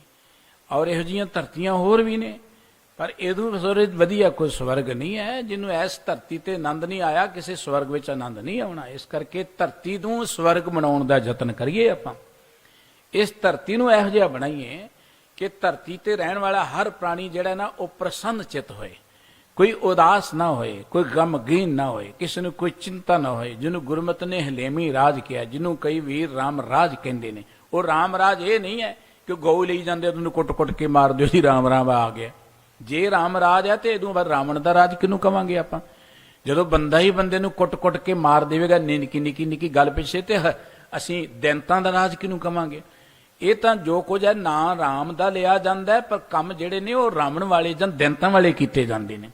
ਕੰਮ ਵੀ ਰਾਮ ਵਾਲੇ ਕਰੀਏ, ਰਾਮ ਰਾਜ ਧਰਤੀ ਤੇ ਜ਼ਰੂਰ ਬਣੇਗਾ। ਇਸ ਕਰਕੇ ਸਤਿਗੁਰੂ ਸਾਹਿਬ ਜੀ ਨੇ ਇੱਕ ਗੱਲ ਕਹੀ ਹੈ ਕਿ ਉਹ ਪਰਮ ਪਿਤਾ ਪਰਮਾਤਮਾ ਜਿਹੜਾ ਹੈ ਨਾ, ਉਹਦੀ ਲੀਲਾ ਦਾ ਕੋਈ ਅੰਤ ਨਹੀਂ ਹੈ। ਪਤਾ ਨਹੀਂ ਕਿੰਨੇ ਕੋ ਚਿੱਤਰਗੁਪਤ ਤੁਰੇ ਫਿਰਦੇ ਨੇ, ਉੱਥੇ ਅੱਗੇ ਪਿੱਛੇ ਤੁਰੇ ਫਿਰਦੇ ਨੇ। ਆਮ ਕਿਤੇ ਫੌਜ ਵਿੱਚ ਜਿਹੜੇ ਰਹੇ ਹੋਣਗੇ ਨਾ, ਤੇ ਉਹ ਦੇਖਦੇ ਨੇ ਉੱਥੇ ਇੱਕ ਬ੍ਰਿਗੇਡੀਅਰ ਹੁੰਦਾ, ਕੋਈ ਮੇਜਰ ਹੁੰਦਾ, ਕੋਈ ਸੂਬੇਦਾਰ ਹੁੰਦਾ। ਇੱਦਾਂ ਦੇ ਅਫਸਰ, ਸੂਬੇਦਾਰ ਥੋੜੇ ਜ਼ਿਆਦਾ ਹੁੰਦੇ ਨੇ, ਉਦੋਂ ਬਾਅਦ ਅੱਗੇ ਬ੍ਰਿਗੇਡੀਅਰ ਤਾਂ ਇੱਕ ਹੁੰਦਾ। ਜੇ ਕਿਤੇ ਆਰਮੀ ਹੈਡਕੁਆਟਰ ਚਲੇ ਜਾਓ, ਉੱਥੇ ਬ੍ਰਿਗੇਡੀਅਰ ਕਿੰਨੇ ਤੁਰੇ ਫਿਰਦੇ ਨੇ, ਉਹਦੇ ਪਤਾ ਨਹੀਂ ਕਿੰਨੇ ਕੋ ਕਰਨਲ ਏਦਾਂ ਹੀ ਤੁਰੇ ਫਿਰਦੇ ਸਿਪਾਹੀਆਂ ਵਾਂਗੂ। ਕਹਿਣ ਤੋਂ ਭਾਵ ਹੈ ਕਿ ਇਸ ਧਰਤੀ ਤੇ ਕੋਈ ਕਹਿੰਦਾ ਇੰਨੇ ਚਿੱਤਰ ਗੁਪਤ ਨੇ, ਜਾਂ ਕੋਈ ਕਹਿੰਦਾ ਜੀ ਧਰਮ ਰਾਜ ਹੈ, ਕੋਈ ਕਹਿੰਦੇ ਬ੍ਰਹਮ ਹੈ, ਕੋਈ ਸ਼ਿਵ ਹੈ, ਮਹੇਸ਼ ਹੈ।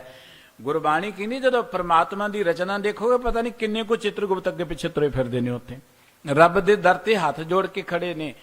ਗਾਵੇ ਰਾਜਾ ਧਰਮ ਦੁਆਰੇ, ਇਹੋ ਜਿਹੇ ਕਿੰਨੇ ਕੁ ਧਰਮ ਰਾਜ ਰੱਬ ਦੇ ਅੱਗੇ ਹੱਥ ਜੋੜ ਕੇ ਖੜੇ ਨੇ, ਪਤਾ ਹੀ ਕੋਈ ਨਹੀਂ ਹੈ। ਇੱਕ ਦੀ ਗੱਲ ਨਹੀਂ ਹੈ ਇੱਥੇ, ਅਨੰਤ ਹੈ ਸਭ ਕੁਝ, ਬੇਅੰਤ ਹੈ ਸਭ ਕੁਝ। ਸਾਹਿਬ ਜੀ ਕਹਿੰਦੇ ਕਿੰਨੇ ਕੁ ਚਿੱਤਰ ਗੁਪਤ, ਜਿਹਨੂੰ ਕਹਿੰਦੇ ਚਿੱਤਰ ਗੁਪਤ, ਜਿਹੜੇ ਗੁਪਤ ਨੇ ਨਜ਼ਰ ਨਹੀਂ ਆਉਂਦੇ। ਤੇ ਸਤਿਗੁਰੂ ਜੀ ਕਹਿੰਦੇ ਉੱਥੇ ਤੇ ਸਾਹਮਣੇ ਤੁਰੇ ਫਿਰਦੇ ਨੇ ਰੱਬ ਦੇ ਦਰ ਤੇ, ਉੱਥੇ ਕੋਈ ਗੁਪਤ ਨਹੀਂ, ਪ੍ਰਗਟ ਤੌਰ ਤੇ ਉਹ ਚਿੱਤਰ ਜਿਹੜੇ ਨੇ ਤੁਰੇ ਫਿਰਦੇ ਨੇ ਰੱਬ ਦੇ ਦਰ ਤੇ। ਸਭ ਤੇ ਉੱਚ ਭਗਤ ਜਾ ਕੇ ਰੰਗ, ਉਹ ਪਰਮ ਪਿਤਾ ਪਰਮਾਤਮਾ ਜਿਹੜਾ ਸਾਰਿਆਂ ਤੋਂ ਉੱਚਾ ਹੈ, ਉਹਦਾ ਦਰਬਾਰ ਸਭ ਤੋਂ ਉੱਚਾ ਹੈ। ਅਤ ਉੱਚਾ ਤਾਂਕਾ ਦਰਬਾਰਾ, ਅੰਤ ਨਹੀਂ ਕਿਛ ਪਾਰਾ ਵਾਰਾ। ਜਿਸ ਪਰਮਾਤਮਾ ਦੇ ਦਰ ਘਰ ਦੀ ਕੋਈ ਵਡਿਆਈ ਨਹੀਂ ਬਿਆਨ ਕਰ ਸਕਦਾ। ਗੁਰਬਾਣੀ ਇਹ ਗੱਲ ਕਹਿੰਦੀ ਹੈ ਕਿ ਪਰਮ ਪਿਤਾ ਪਰਮਾਤਮਾ ਦੀ ਸ਼ੋਭਾ ਜਿਹੜੀ ਹੈ ਅਪਰ ਅਪਾਰ ਹੈ, ਉਹ ਬੇਅੰਤ ਹੈ, ਪਰੇ ਤੋਂ ਪਰੇ ਹੈ। ਸਭ ਤੇ ਉੱਚ, ਉੱਚੇ ਤੇ ਉੱਚਾ ਪ੍ਰਭਥਾਨ, ਉੱਚੇ ਤੋਂ ਉੱਚਾ ਹੈ ਪਰਮਾਤਮਾ। ਤੇ ਸਾਨੂੰ ਸਾਡੇ ਸਤਿਗੁਰੂ ਜੀ ਨੇ ਬੜੀ ਕਿਰਪਾ ਕਰਕੇ ਇੱਕ ਗੱਲ ਕਹੀ, ਉਹ ਭਲਿਓ ਜੇ ਜੁੜਨਾ ਹੀ ਹੈ ਫਿਰ ਹਰ ਜੇਠ ਜੁੜਨ ਦਾ ਲੋੜੀਏ ਜਿਸ ਅੱਗੇ ਸਭ ਨਮਨ। ਜਿੱਥੇ ਧਰਮਰਾਜ ਵੀ ਹੱਥ ਜੋੜ ਕੇ ਖੜਾ ਹੈ, ਜਿੱਥੇ ਹੋਰ ਦੇਵੀਆਂ ਦੇਵਤੇ ਖੜੇ ਨੇ, ਜਿੱਥੇ ਅਨੇਕਾਂ ਹੋਰ ਸ਼ਕਤੀਆਂ ਖੜੀਆਂ ਨੇ, ਆਪਾਂ ਉਹਦੇ ਪਿਆਰ 'ਚ ਕਿਉਂ ਨਾ ਜੁੜੀਏ? ਸਾਨੂੰ ਆ ਨਿੱਕੀਆਂ ਨਿੱਕੀਆਂ ਮਗਰ ਜਾਣ ਦੀ ਲੋੜ ਹੀ ਕੀ ਹੈ? ਜਿਹੜੇ ਰੱਬ ਦੇ ਦਰ ਦੇ ਭਿਖਾਰੀ ਨੇ, ਸਾਨੂੰ ਉਹਨਾਂ ਅੱਗੇ ਹੱਥ ਜੋੜਨ ਦੀ ਕੀ ਲੋੜ ਹੈ? ਸਾਡਾ ਤੇ ਸਤਿਗੁਰੂ ਜੀ ਨੇ ਸਿੱਧਾ ਡਾਇਰੈਕਟ ਕਨੈਕਸ਼ਨ ਪਰਮਾਤਮਾ ਨਾਲ ਜੋੜਿਆ ਹੈ, ਕੋਈ ਵਿਚੋਲਾ ਵਿੱਚ ਨਹੀਂ ਰੱਖਿਆ। ਔਰ ਸਤਿਗੁਰੂ ਸੱਚੇ ਪਾਤਸ਼ਾਹ ਜੀ ਨੇ ਆਪਣੇ ਆਪ ਨੂੰ ਵੀ ਵਿੱਚ ਨਹੀਂ ਰੱਖਿਆ। ਖਾਲਸਾ, ਖਾਲਸੇ ਦੀ ਡੈਫੀਨੇਸ਼ਨ ਕੀ ਹੈ? ਖਾਲਸਾ ਲਫ਼ਜ਼ ਅਰਬੀ ਦਾ ਹੈ, ਅਰਬੀ ਦਾ ਇੱਕ ਲਫ਼ਜ਼ ਹੈ ਖਾਲਸ। ਖਾਲਸ ਦਾ ਅਰਥ ਹੁੰਦਾ ਉਹ ਜਾਇਦਾਦ ਜਿਹਦਾ ਸੰਬੰਧ ਸਿੱਧਾ ਬਾਦਸ਼ਾਹ ਦੇ ਨਾਲ ਹੋਏ, ਉਹ ਜਾਇਦਾਦ ਜਿਹਦਾ ਸੰਬੰਧ ਸਿੱਧਾ ਬਾਦਸ਼ਾਹ ਦੇ ਨਾਲ ਹੋਏ, ਉਸ ਜਾਇਦਾਦ ਨੂੰ ਖਾਲਸ ਕਿਹਾ ਜਾਂਦਾ ਹੈ। ਤੇ ਖਾਲਸਾ ਦਾ ਕਿ ਉਹ ਵਿਅਕਤੀ ਜਿਹਦਾ ਸੰਬੰਧ ਸਿੱਧਾ ਪ੍ਰਮਾਤਮਾ ਦੇ ਨਾਲ ਹੈ, ਜਿਹੜਾ ਕਹਿੰਦਾ ਪ੍ਰਵਾਹ ਨਾ ਹੀ ਕਿਸੇ ਕੇਰੀ ਬਾਤ ਸੱਚੀ ਨਹੀਂ। ਸਾਨੂੰ ਹੋਰ ਕਿਸੇ ਦਾ ਕੋਈ ਡਰ ਨਹੀਂ, ਕਿਸੇ ਇੰਦਰ ਦਾ, ਕਿਸੇ ਧਰਮਰਾਜ ਦਾ। ਧਰਮਰਾਜ ਕੀ ਹੈ? ਧਰਮਰਾਜ ਤਾਂ ਵਿਚਾਰਾ ਆਪ ਡਰਦਾ ਫਿਰਦਾ ਹੈ। ਰੱਬ ਨੇ ਏਡੇ ਵੱਡੇ ਅਖਤਿਆਰ ਦਿੱਤੇ ਸਾਨੂੰ। ਗੁਰੂ ਕੀ ਬਾਣੀ ਇਹ ਗੱਲ ਕਹਿੰਦੀ ਹੈ ਕਿ ਪ੍ਰਮਾਤਮਾ ਨੇ ਇੱਕ ਉਚੇਚੇ ਤੌਰ ਤੇ ਆਰਡਰ ਜਾਰੀ ਕਰ ਦਿੱਤਾ, जह साधु गोबिंद भजन कीर्तन नानक नीर ना हो ना तू न छुटे निग न जाइए दूत। ਉਹ ਜਿੱਥੇ ਰੱਬ ਦੀ ਗੱਲ ਕਰਨ ਵਾਲਾ ਕੋਈ ਬੈਠਾ ਹੈ ਨਾ, ਉੱਥੇ ਧਰਮਰਾਜ ਦਾ ਕੋਈ ਕੰਮ ਨਹੀਂ ਹੈ। ਜੇ ਧਰਮਰਾਜ ਦਾ ਉਹਦਾ ਕੋਈ ਦੂਤ ਆ ਗਿਆ ਤੇ ਉਹ ਬਚ ਨਹੀਂ ਸਕੇਗਾ। ਰੱਬ ਦੇ ਪਿਆਰੇ ਤੇ ਧਰਮਰਾਜ ਨੂੰ ਭਜਾਈ ਫਿਰਦੇ ਨੇ। ਇਸ ਕਰਕੇ ਗੁਰਬਾਣੀ ਨੇ ਸਾਨੂੰ ਸੁਤੰਤਰਤਾ ਦਿੱਤੀ ਹੈ, ਸਾਨੂੰ ਕਿਸੇ ਦੇ ਗੁਲਾਮ ਨਹੀਂ ਬਣਾਇਆ। ਪਰ ਸਾਡੀ ਇਸ ਗੱਲ ਵਿੱਚ ਖੁਸ਼ਕਿਸਮਤੀ ਨਹੀਂ ਹੈ ਕਿ ਅਸੀਂ ਬਾਣੀ ਪੜ੍ਹਦੇ ਹੀ ਨਹੀਂ ਹੈ। ਅਸੀਂ ਫਿਰ ਕੋਈ ਕਬਰਾਂ ਤੇ ਭੱਜਾ ਫਿਰਦਾ ਹੈ, ਕੋਈ 84 ਲੱਖ ਜੁਨਾਂ ਦੀਆਂ ਗਿਣਤਾਂ ਕਰੀ ਜਾਂਦਾ, ਉੱਥੇ ਬਹਿਸ ਕਰੀ ਚਲਿਆ ਜਾਂਦਾ। ਸਾਡੇ ਕੋਲ ਇੰਨਾ ਅਪਾਰ ਸਿਧਾਂਤ ਹੈ ਕਿ ਅਸੀਂ ਉਸ ਸਿਧਾਂਤ ਨੂੰ ਸਮਝੀਏ ਤੇ ਅਸੀਂ ਸ੍ਰਿਸ਼ਟੀ ਦੇ ਰਾਜੇ ਬਣ ਸਕਦੇ ਹਾਂ। ਇੱਕ ਧਰਤੀ ਦਾ ਰਾਜ ਤਾਂ ਹੈ ਕੀ ਹੈ, ਅਸੀਂ ਸ੍ਰਿਸ਼ਟੀ ਦੇ ਰਾਜੇ ਬਣ ਲਈ ਆਏ ਹਾਂ। ਔਰ ਗੁਰਬਾਣੀ ਇਹ ਗੱਲ ਕਹਿੰਦੀ ਹੈ, ਰਾਜਾ ਸਗਲੀ ਸ੍ਰਿਸ਼ਟ ਕਾ ਹਰ ਨਾਮ ਮਨ ਪਿੰਨਾ। ਜਦੋਂ ਕਿਸੇ ਮਨੁੱਖ ਦਾ ਮਨ ਪ੍ਰਮਾਤਮਾ ਦੇ ਪਿਆਰ ਜੁੜ ਜਾਏ, ਉਹ ਸਗਲ ਸ੍ਰਿਸ਼ਟ ਦਾ ਰਾਜਾ ਬਣ ਜਾਂਦਾ। ਆ ਰਿਧੀਆਂ ਸਿੱਧੀਆਂ ਕਰਾਮਾਤਾਂ ਧਰਮਰਾਜ ਤੇ ਉਹਦੇ ਮਗਰ ਮਗਰ ਤੁਰਿਆ ਫਿਰਦਾ। ਗੁਰਬਾਣੀ ਇਹ ਗੱਲ ਕਹਿੰਦੀ ਹੈ, ਨਾਮ ਧਿਆਇਨ ਸਾਜਨਾ ਜਨਮ ਪਦਾਰਥ ਜੀਤ, ਨਾਨਕ ਧਰਮ ਐਸੇ ਚਵਹਿ ਕੀਤੋ ਭਵਨ ਪਨੀਤ। ਜਿਹੜੇ ਪ੍ਰਮਾਤਮਾ ਦਾ ਸਿਮਰਨ ਕਰਦੇ ਨੇ, ਪ੍ਰਭੂ ਦਾ ਸਿਮਰਨ ਕਰਦੇ ਨੇ, ਸਤਿਗੁਰੂ ਜੀ ਕਹਿੰਦੇ ਧਰਮਰਾਜ ਤੇ ਉਹਨਾਂ ਦੇ ਅੱਗੇ ਹੱਥ ਜੋੜ ਕੇ ਕਹਿੰਦਾ, ਧੰਨ ਭਾਗ ਹੈ ਤੁਹਾਡੇ ਦਰਸ਼ਨ ਮੈਨੂੰ ਹੋ ਗਏ, ਤੁਸੀਂ ਤੇ ਮੇਰਾ ਘਰ ਹੀ ਪਵਿੱਤਰ ਕਰਤਾ। ਧਰਮਰਾਜ ਤਾਂ ਇੰਨਾ ਕਮਜ਼ੋਰ ਹੈ, ਉਹ ਤੇ ਰੱਬ ਦਾ ਨਾਮ ਸੁਣ ਕੇ ਡਰਦਾ ਭੱਜ ਜਾਂਦਾ। ਸੁਣ ਕੇ ਜਮ ਕੇ ਦੂਤ ਨਾਏ ਤੇਰੇ ਛੱਡ ਜਾਏ। ਏਡੀ ਵੱਡੀ ਦਾਤ ਸਾਡੇ ਗੁਰੂ ਸਾਹਿਬਾਂ ਨੇ ਇਸ ਮਨੁੱਖ ਨੂੰ ਦਿੱਤੀ ਹੈ ਕਿ ਮਨੁੱਖ ਕਿਉਂ ਡਰ ਡਰ ਕੇ ਐਵੇਂ ਕਦੀ ਇੱਟਾਂ ਨੂੰ ਮੱਥੇ ਟੇਕੀ ਜਾਏ, ਪੱਥਰਾਂ ਨੂੰ ਮੱਥੇ ਟੇਕੀ ਜਾਏ, ਪਸ਼ੂਆਂ ਦੀਆਂ ਪਰਿਕਰਮਾ ਕਰੀ ਜਾਏ, ਬੰਦਿਆਂ ਦੇ ਪੈਰਾਂ ਤੇ ਮੱਥਾ ਟੇਕੀ ਜਾਏ। ਕਿਉਂ ਟੇਕੇ ਬੰਦਾ? ਬੰਦਾ ਬੰਦੇ ਦਾ ਗੁਲਾਮ ਨਹੀਂ ਹੈ। ਹਰ ਬੰਦਾ ਸੁਤੰਤਰ ਹੈ।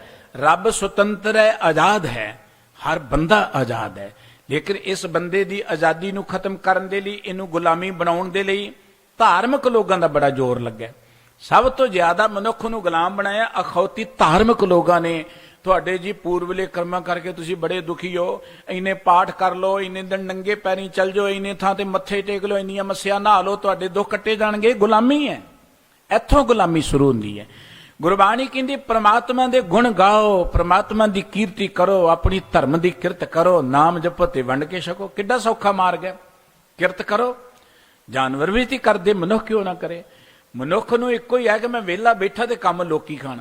ਜਾਂ ਤੇ ਕੋਈ ਲੁੱਟ ਕੇ ਖਾ ਰਿਹਾ ਹੈ ਤੇ ਜਾਂ ਮੱਥੇ ਟਿਕਾ ਕੇ ਖਾ ਰਿਹਾ। ਦੋ ਤਰ੍ਹਾਂ ਦੀਆਂ ਤਾਕਤਾਂ ਇਸ ਧਰਤੀ ਤੇ ਖਾਸ ਕਰਕੇ ਸਾਡੇ ਮੁਲਕ ਤੇ ਬੜੀਆਂ ਸਰਗਰਮ ਨੇ।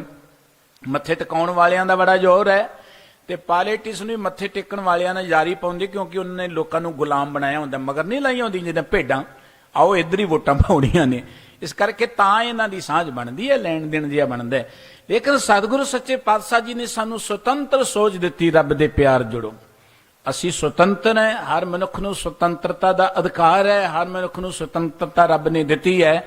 ਸੁਤੰਤਰਤਾ ਕਦੀ ਕੋਈ ਰਾਜਨੀਤਿਕ ਨਹੀਂ, ਮਾਨਸਿਕ ਸੁਤੰਤਰਤਾ। ਇਸ ਕਰਕੇ ਮਨੁੱਖ ਨੂੰ ਗੁਲਾਮ ਬਣਾਉਣ ਲਈ ਨਾ ਪਹਿਲਾਂ ਆ ਗਿਣਤੀਆਂ ਮਿਣਤੀਆਂ ਵਹਿਮ ਭਰਮ ਜੇ ਦੱਸੇ ਜਾਂਦੇ ਨੇ। ਇਹ ਬੜਾ ਪਾਪ ਹੈ, ਇਹ ਬੜਾ ਪੁੰਨ ਹੈ, ਇਹ ਦਿਨ ਬੜਾ ਮਾੜਾ ਹੈ, ਇਹ ਦਿਨ ਬੜਾ ਚੰਗਾ ਹੈ, ਆ ਤਾਰਾ ਡੁੱਬ ਗਿਆ ਹੈ, ਆ ਤਾਰਾ ਚੜ ਗਿਆ ਹੈ, ਪਤਾ ਨਹੀਂ ਕੀ ਕੁਝ ਦੱਸਿਆ ਜਾਂਦਾ। ਬੰਦਾ ਉਹਨਾਂ 'ਚ ਹੀ ਉਲਝ ਕੇ ਨਾ ਫਿਰ ਉਹਨਾਂ ਦੇ ਮਗਰ ਲੱਗ ਜਾਂਦਾ। ਇਹ ਹੈ ਕਿਸੇ ਨੂੰ ਗੁਲਾਮ ਬਣਾਉਣ ਦਾ ਤਰੀਕਾ, ਔਰ ਸਮਾਜ ਨੂੰ ਗੁਲਾਮ ਬਣਾਇਆ ਹੋਇਆ। ਸਾਡੇ ਸਤਿਗੁਰੂ ਜੀ ਨੇ ਗੁਲਾਮੀ ਦੀਆਂ ਜੰਜੀਰਾਂ ਕੱਢ ਦਿੱਤੀਆਂ। ਨਿਰੋਲ ਪ੍ਰਮਾਤਮਾ ਦਾ ਨਾਮ ਲੈ ਕੇ ਤੁਰ ਪੋ ਜਿੱਧਰ ਨੂੰ ਤੁਰਨਾ।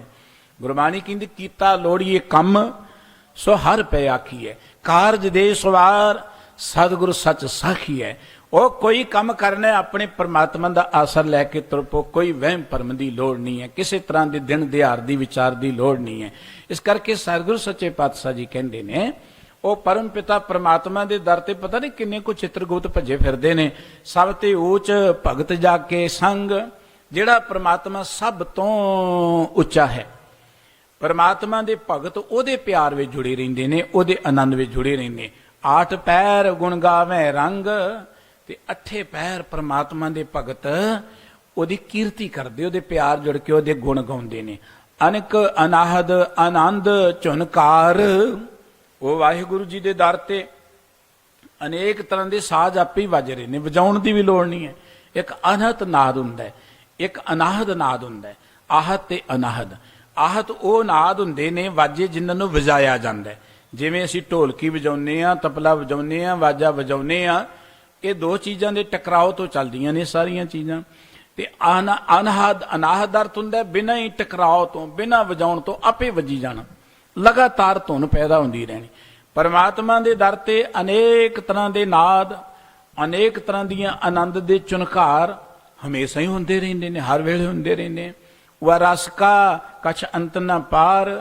ਧੰਨ ਗੁਰੂ ਅਰਜਨ ਸਾਹਿਬ ਜੀ ਮਹਾਰਾਜ ਸਾਨੂੰ ਉਸ ਪਰਮ ਪਿਤਾ ਵਾਹਿਗੁਰੂ ਜੀ ਦੇ ਦਰਬਾਰ ਦੀ ਇਹ ਝਲਕ ਦਿਖਾ ਕੇ, ਜਦੋਂ ਤੁਸੀਂ ਸੁਰਤ ਕਰਕੇ ਜੁੜ ਜਾਓਗੇ ਜੋ ਕੁਝ ਗੁਰਬਾਣੀ ਨੇ ਦੱਸਿਆ, ਕਿਉਂਕਿ ਸੁਰਤ ਸਾਡੀ ਜਦੋਂ ਨਾਲ ਨਾਲ ਤੁਰੀ ਜਾਏਗੀ ਤੇ ਸਤਿਗੁਰੂ ਸੱਚੇ ਪਾਤਸ਼ਾਹ ਜੀ ਕਹਿੰਦੇ ਫਿਰ ਜੋ ਉੱਥੇ ਰਸ ਆਏਗਾ, ਆਨੰਦ ਆਏਗਾ, ਉਸ ਆਨੰਦ ਨੂੰ, ਰਸ ਨੂੰ ਬਿਆਨ ਨਹੀਂ ਕੀਤਾ ਜਾ ਸਕਦਾ।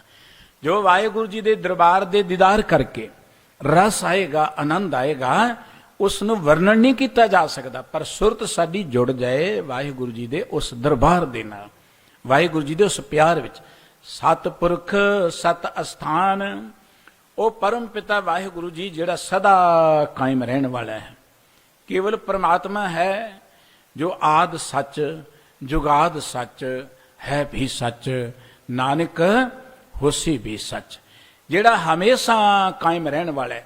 ਕੋਈ ਦੇਵਤਾ ਸਦਾ ਰਹਿਣ ਵਾਲਾ ਨਹੀਂ ਹੈ, ਕੋਈ ਦੇਵੀ ਸਦਾ ਰਹਿਣ ਵਾਲੀ ਨਹੀਂ ਹੈ, ਕੋਈ ਮਨੁੱਖ, ਕੋਈ ਇਸ ਧਰਤੀ ਤੇ ਆਪਣੇ ਆਪ ਨੂੰ ਵੱਡਾ ਕਹਾਉਣ ਵਾਲਾ ਇੱਥੇ ਸਦਾ ਨਹੀਂ ਟਿਕਿਆ ਰਹਿਣਾ। ਇੱਥੇ ਤੇ ਕਈ ਆਏ ਤੇ ਕਈ ਗਏ। ਆ ਜਿੰਨਾ ਕੁਰਸੀਆਂ ਤੇ ਬੈਠ ਕੇ, ਜਿੰਨਾ ਸਥਾਨਾਂ ਤੇ ਬੈਠ ਕੇ ਮਨੁੱਖ ਹੰਕਾਰ ਕਰਦਾ ਹੈ, ਪਤਾ ਨਹੀਂ ਕਿੰਨੇ ਕੁ ਆਏ ਤੇ ਕਿੰਨੇ ਕੁ ਕੁਰਸੀਆਂ ਤੇ ਮਾਰੇ ਗਏ ਤੇ ਕਿੰਨੀਆਂ ਕੁ ਕੁਰਸੀਆਂ ਤੋਂ ਲਾ ਕੇ ਜੇਲ੍ਹਾਂ ਦੇ ਦਿੱਤੇ ਗਏ। ਗਿਣਤੀ ਕੋਈ ਨਹੀਂ ਇਸ ਜਗਤ ਦੇ ਅੰਦਰ, ਸਾਰੀ ਮਨੁੱਖਤਾ ਦੇ ਅੰਦਰ। ਇਸ ਕਰਕੇ ਸਤਿਗੁਰੂ ਸੱਚੇ ਪਾਤਸ਼ਾਹ ਜੀ ਕਹਿੰਦੇ ਕੇਵਲ ਸਦਾ ਕਾਇਮ ਰਹਿਣ ਵਾਲਾ ਪਰਮਾਤਮਾ ਹੈ। ਸਤਿਪੁਰਖ ਸਤ ਅਸਥਾਨ, ਤੇ ਪਰਮਾਤਮਾ ਦਾ ਦਰਬਾਰ ਹੀ ਸਦਾ ਕਾਇਮ ਰਹਿਣ ਵਾਲਾ ਹੈ। ਇਹੋ ਜਿਹੇ ਕਈ ਆਏ ਜਿਹੜੇ ਲੋਕਾਂ ਤੇ ਹੁਕਮ ਚਲਾਉਣ ਵਾਲੇ ਸਮੇਂ ਦੇ ਨਾਲ ਫਨਾ ਹੋ ਗਏ, ਤਬਾਹ ਹੋ ਗਏ।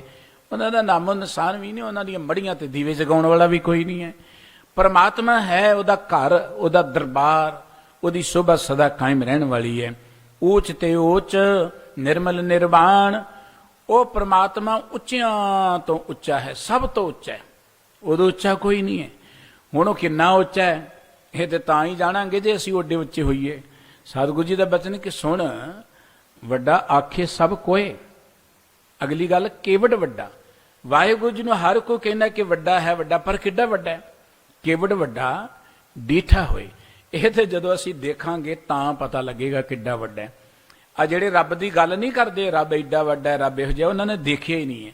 ਚਾਈਨਾ ਦੀ ਇੱਕ ਕਹਾਵਤ ਹੈ ਕਿ ਜਿਹੜੇ ਕਹਿੰਦੇ ਅਸੀਂ ਜਾਣਦੇ ਹਾਂ ਉਹ ਕੁਝ ਨਹੀਂ ਜਾਣਦੇ, ਤੇ ਜਿਹੜੇ ਜਾਣਦੇ ਨੇ ਉਹ ਕਹਿੰਦੇ ਅਸੀਂ ਕੁਝ ਨਹੀਂ ਜਾਣਦੇ। ਸਮਝਣ ਵਾਲੀ ਗੱਲ ਹੈ। ਜਿਹੜੇ ਕਹਿੰਦੇ ਅਸੀਂ ਰੱਬ ਨੂੰ ਜਾਣ ਲਿਆ, ਉਹਨੂੰ ਰੱਬ ਦਾ ਕੋਈ ਪਤਾ ਨਹੀਂ ਹੈ, ਤੇ ਜਿਨ੍ਹਾਂ ਨੇ ਜਾਣ ਲਿਆ ਉਹ ਕਹਿੰਦੇ ਸਾਨੂੰ ਰੱਬ ਦਾ ਕੋਈ ਪਤਾ ਨਹੀਂ ਹੈ। ਰੱਬ ਨੂੰ ਅਸੀਂ ਬਿਆਨ ਹੀ ਨਹੀਂ ਕਰ ਸਕਦੇ। ਰੱਬ ਦੇ ਗੁਣਾਂ ਨੂੰ, ਰੱਬ ਦੇ ਰਸ ਨੂੰ, ਰੱਬ ਦੇ ਆਨੰਦ ਨੂੰ ਬਿਆਨ ਕਰਨ ਲਈ ਸਾਡੇ ਕੋਲ ਲਫ਼ਜ਼ ਹੀ ਕੋਈ ਨਹੀਂ। ਉਹ ਤੇ ਬੋਲਣ ਤੋਂ ਹੀ ਚੁੱਪ ਹੋ ਜਾਂਦੇ ਨੇ। ਜਿਵੇਂ ਗੂੰਗਾ ਮਠਿਆਈ ਖਾ ਲੇ, ਉਹਦਾ ਸਵਾਦ ਨਹੀਂ ਦੱਸ ਸਕਦਾ। ਜਿਹਨੂੰ ਰੱਬ ਦੇ ਰੰਗ ਰਸ ਦਾ, ਰੂਪ ਦਾ, ਜਾਂ ਉਹਦੇ ਦਰਬਾਰ ਦੇ ਦੀਦਾਰ ਹੋ ਗਏ, ਝਲਕ ਪੈ ਗਈ, ਉਹਦੇ ਕੋਲ ਤਾਂ ਅੱਖਰ ਨਹੀਂ ਹੈ ਬੋਲਣ ਦੇ ਲਈ ਵੀ ਉਹ ਰੱਬ ਕਿਹੋ ਜਿਹਾ। ਕਿਉਂਕਿ ਦੁਨੀਆ ਦੇ ਸਵਾਦ ਬਿਆਨ ਕੀਤੇ ਜਾ ਸਕਦੇ ਨੇ, ਦੁਨੀਆ ਨੂੰ ਬਿਆਨਣ ਲਈ ਸਾਡੇ ਕੋਲ ਅੱਖਰ ਹੈਗੇ ਨੇ, ਲੇਕਿਨ ਉਹ ਜਿਹੜਾ ਪਰਮਾਤਮਾ ਹੈ ਨਾ, ਸਤਿਗੁਰੂ ਜੀ ਕਹਿੰਦੇ ਉੱਥੇ ਜਾ ਕੇ ਅੱਖਰ ਮੁੱਕ ਜਾਂਦੇ ਨੇ, ਉਹ ਅੱਖਰ ਬਣੇ ਨਹੀਂ ਅਜੇ ਕਿ ਪਰਮਾਤਮਾ ਦਾ ਰਸ ਆਨੰਦ ਕਿਹੋ ਜਿਹਾ ਹੈ। ਸਤਿਗੁਰੂ ਜੀ ਕਹਿੰਦੇ ਉਹ ਰਸ ਕਾ ਕਛ ਅੰਤ ਨਾ ਪਾਰ, ਸਤਿਪੁਰਖ ਸਤ ਸਥਾਨ, ਊਚ ਤੇ ਊਚ ਨਿਰਮਲ ਨਿਰਵਾਣ। ਉਹ ਪਰਮਾਤਮਾ ਉੱਚਿਆਂ ਤੋਂ ਉੱਚਾ ਹੈ, ਉਹ ਪਰਮਾਤਮਾ ਅਤ ਨਿਰਮਲ ਹੈ। ਉਹ ਪਰਮਾਤਮਾ ਨਿਰਵਾਣ ਦਾ ਅਰਥ ਹੁੰਦਾ ਹੈ ਕਿ ਦੁਨੀਆ ਤੋਂ ਨਿਰਲੇਪ ਰਹਿਣਾ। ਉਹ ਦੁਨੀਆ ਤੋਂ ਨਿਰਵਾਣ ਹੈ, ਨਿਰਲੇਪ ਹੈ। ਆਪਣਾ ਕੀਆ ਜਾਣੇ ਆਪ। ਹਾਂ, ਜਿਸ ਪਰਮਾਤਮਾ ਨੇ ਜਗਤ ਬਣਾਇਆ ਨਾ, ਉਹ ਆਪ ਹੀ ਜਾਣਦਾ ਕਿਹੋ ਜਿਹਾ, ਅਸੀਂ ਨਹੀਂ ਜਾਣ ਸਕਦੇ। ਕਿੱਡਾ ਵੱਡਾ ਹੈ, ਕਿਹੋ ਜਿਹਾ ਹੈ, ਇਹ ਪਰਮਾਤਮਾ ਜਾਣਦਾ ਕਿ ਜਗਤ ਕਿਹੋ ਜਿਹਾ ਹੈ। ਆਪੇ ਘਟ ਘਟ ਰਹਿਓ ਬਿਆਪ। ਉਹ ਪਰਮ ਪਿਤਾ ਪਰਮਾਤਮਾ ਹਰ ਹਿਰਦੇ ਵਿੱਚ ਆਪ ਬੈਠਾ ਹੋਇਆ ਹੈ। ਗੁਰੂ ਕੀ ਅੰਮ੍ਰਿਤ ਬਾਣੀ ਦਾ ਬਚਨ ਹੈ ਕਿ ਘਟ ਘਟ ਮੈਂ ਹਰ ਜੋ ਬਸੈ, ਸੰਤਨ ਕਹਿਓ ਪੁਕਾਰ। ਉਹ ਪਰਮਾਤਮਾ ਹਰ ਹਿਰਦੇ ਚ ਵਸਦਾ ਹੈ। ਰੱਬ ਦੇ ਪਿਆਰਿਆਂ ਨੇ ਪੁਕਾਰ ਪੁਕਾਰ ਕੇ ਗੱਲ ਕੀ ਕਿ ਸਵੇ ਘਟ ਰਾਮ ਬੋਲੇ, ਰਾਮਾ ਬੋਲੇ, ਰਾਮ ਬਿਨਾ ਕੋ ਬੋਲੇ ਰੇ।